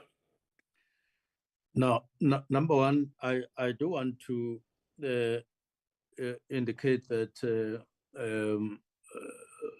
there is no gang leader that is known to us who has remained in operation since that period up to now. I know some of them to have gone permanently. I know some of them to be in custody, and so on. But I know that there have a tendency and practice of replicating. And having said that,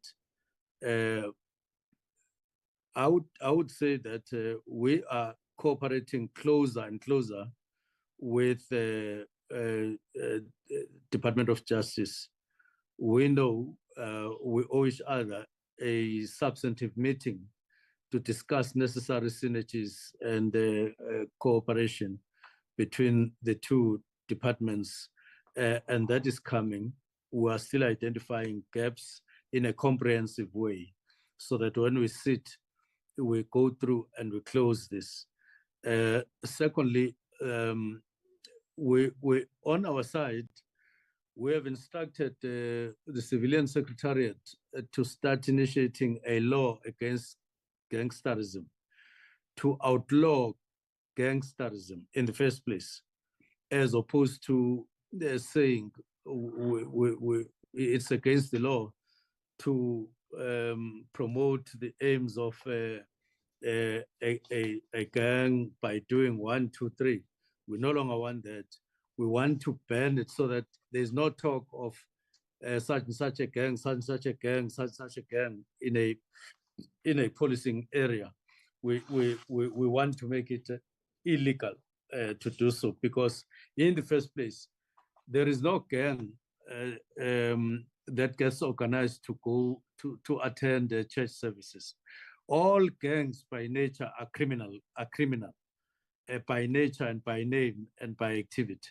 And therefore, we have no reason whatsoever to keep on mentioning gangs as if we worship or we ourselves like this thing and so on.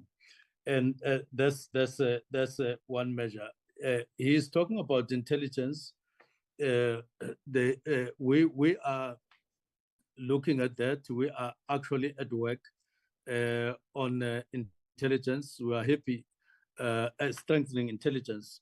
We're happy that the committee, the oversight committee, is now in place, which will mean that the necessary synergies and workings will be underway between us and the standing committee on intelligence. I would say, other than that, we have by and large responded to the question in one way or the other earlier on. Thank you. Thank you very much indeed, Minister. Honourable members, I have been advised that the Honourable Pienaar has indicated that he's prepared to wait for a response in writing, as is the normal course, for the remaining question on the paper, and therefore withdrawn the question for oral response. That therefore brings us to the end of the question session to the Minister of Police. And Minister, I would like to say thank you very much for your time and your application. Honourable delegates, I'd like to thank the Minister, the MECs, all permanent and special delegates, SALGA representatives for availing themselves for today's sitting. Honourable members, that brings us to the end of the business for today, and the House is therefore adjourned. Thank you very much. Thank you very much, Chair. Recording stopped.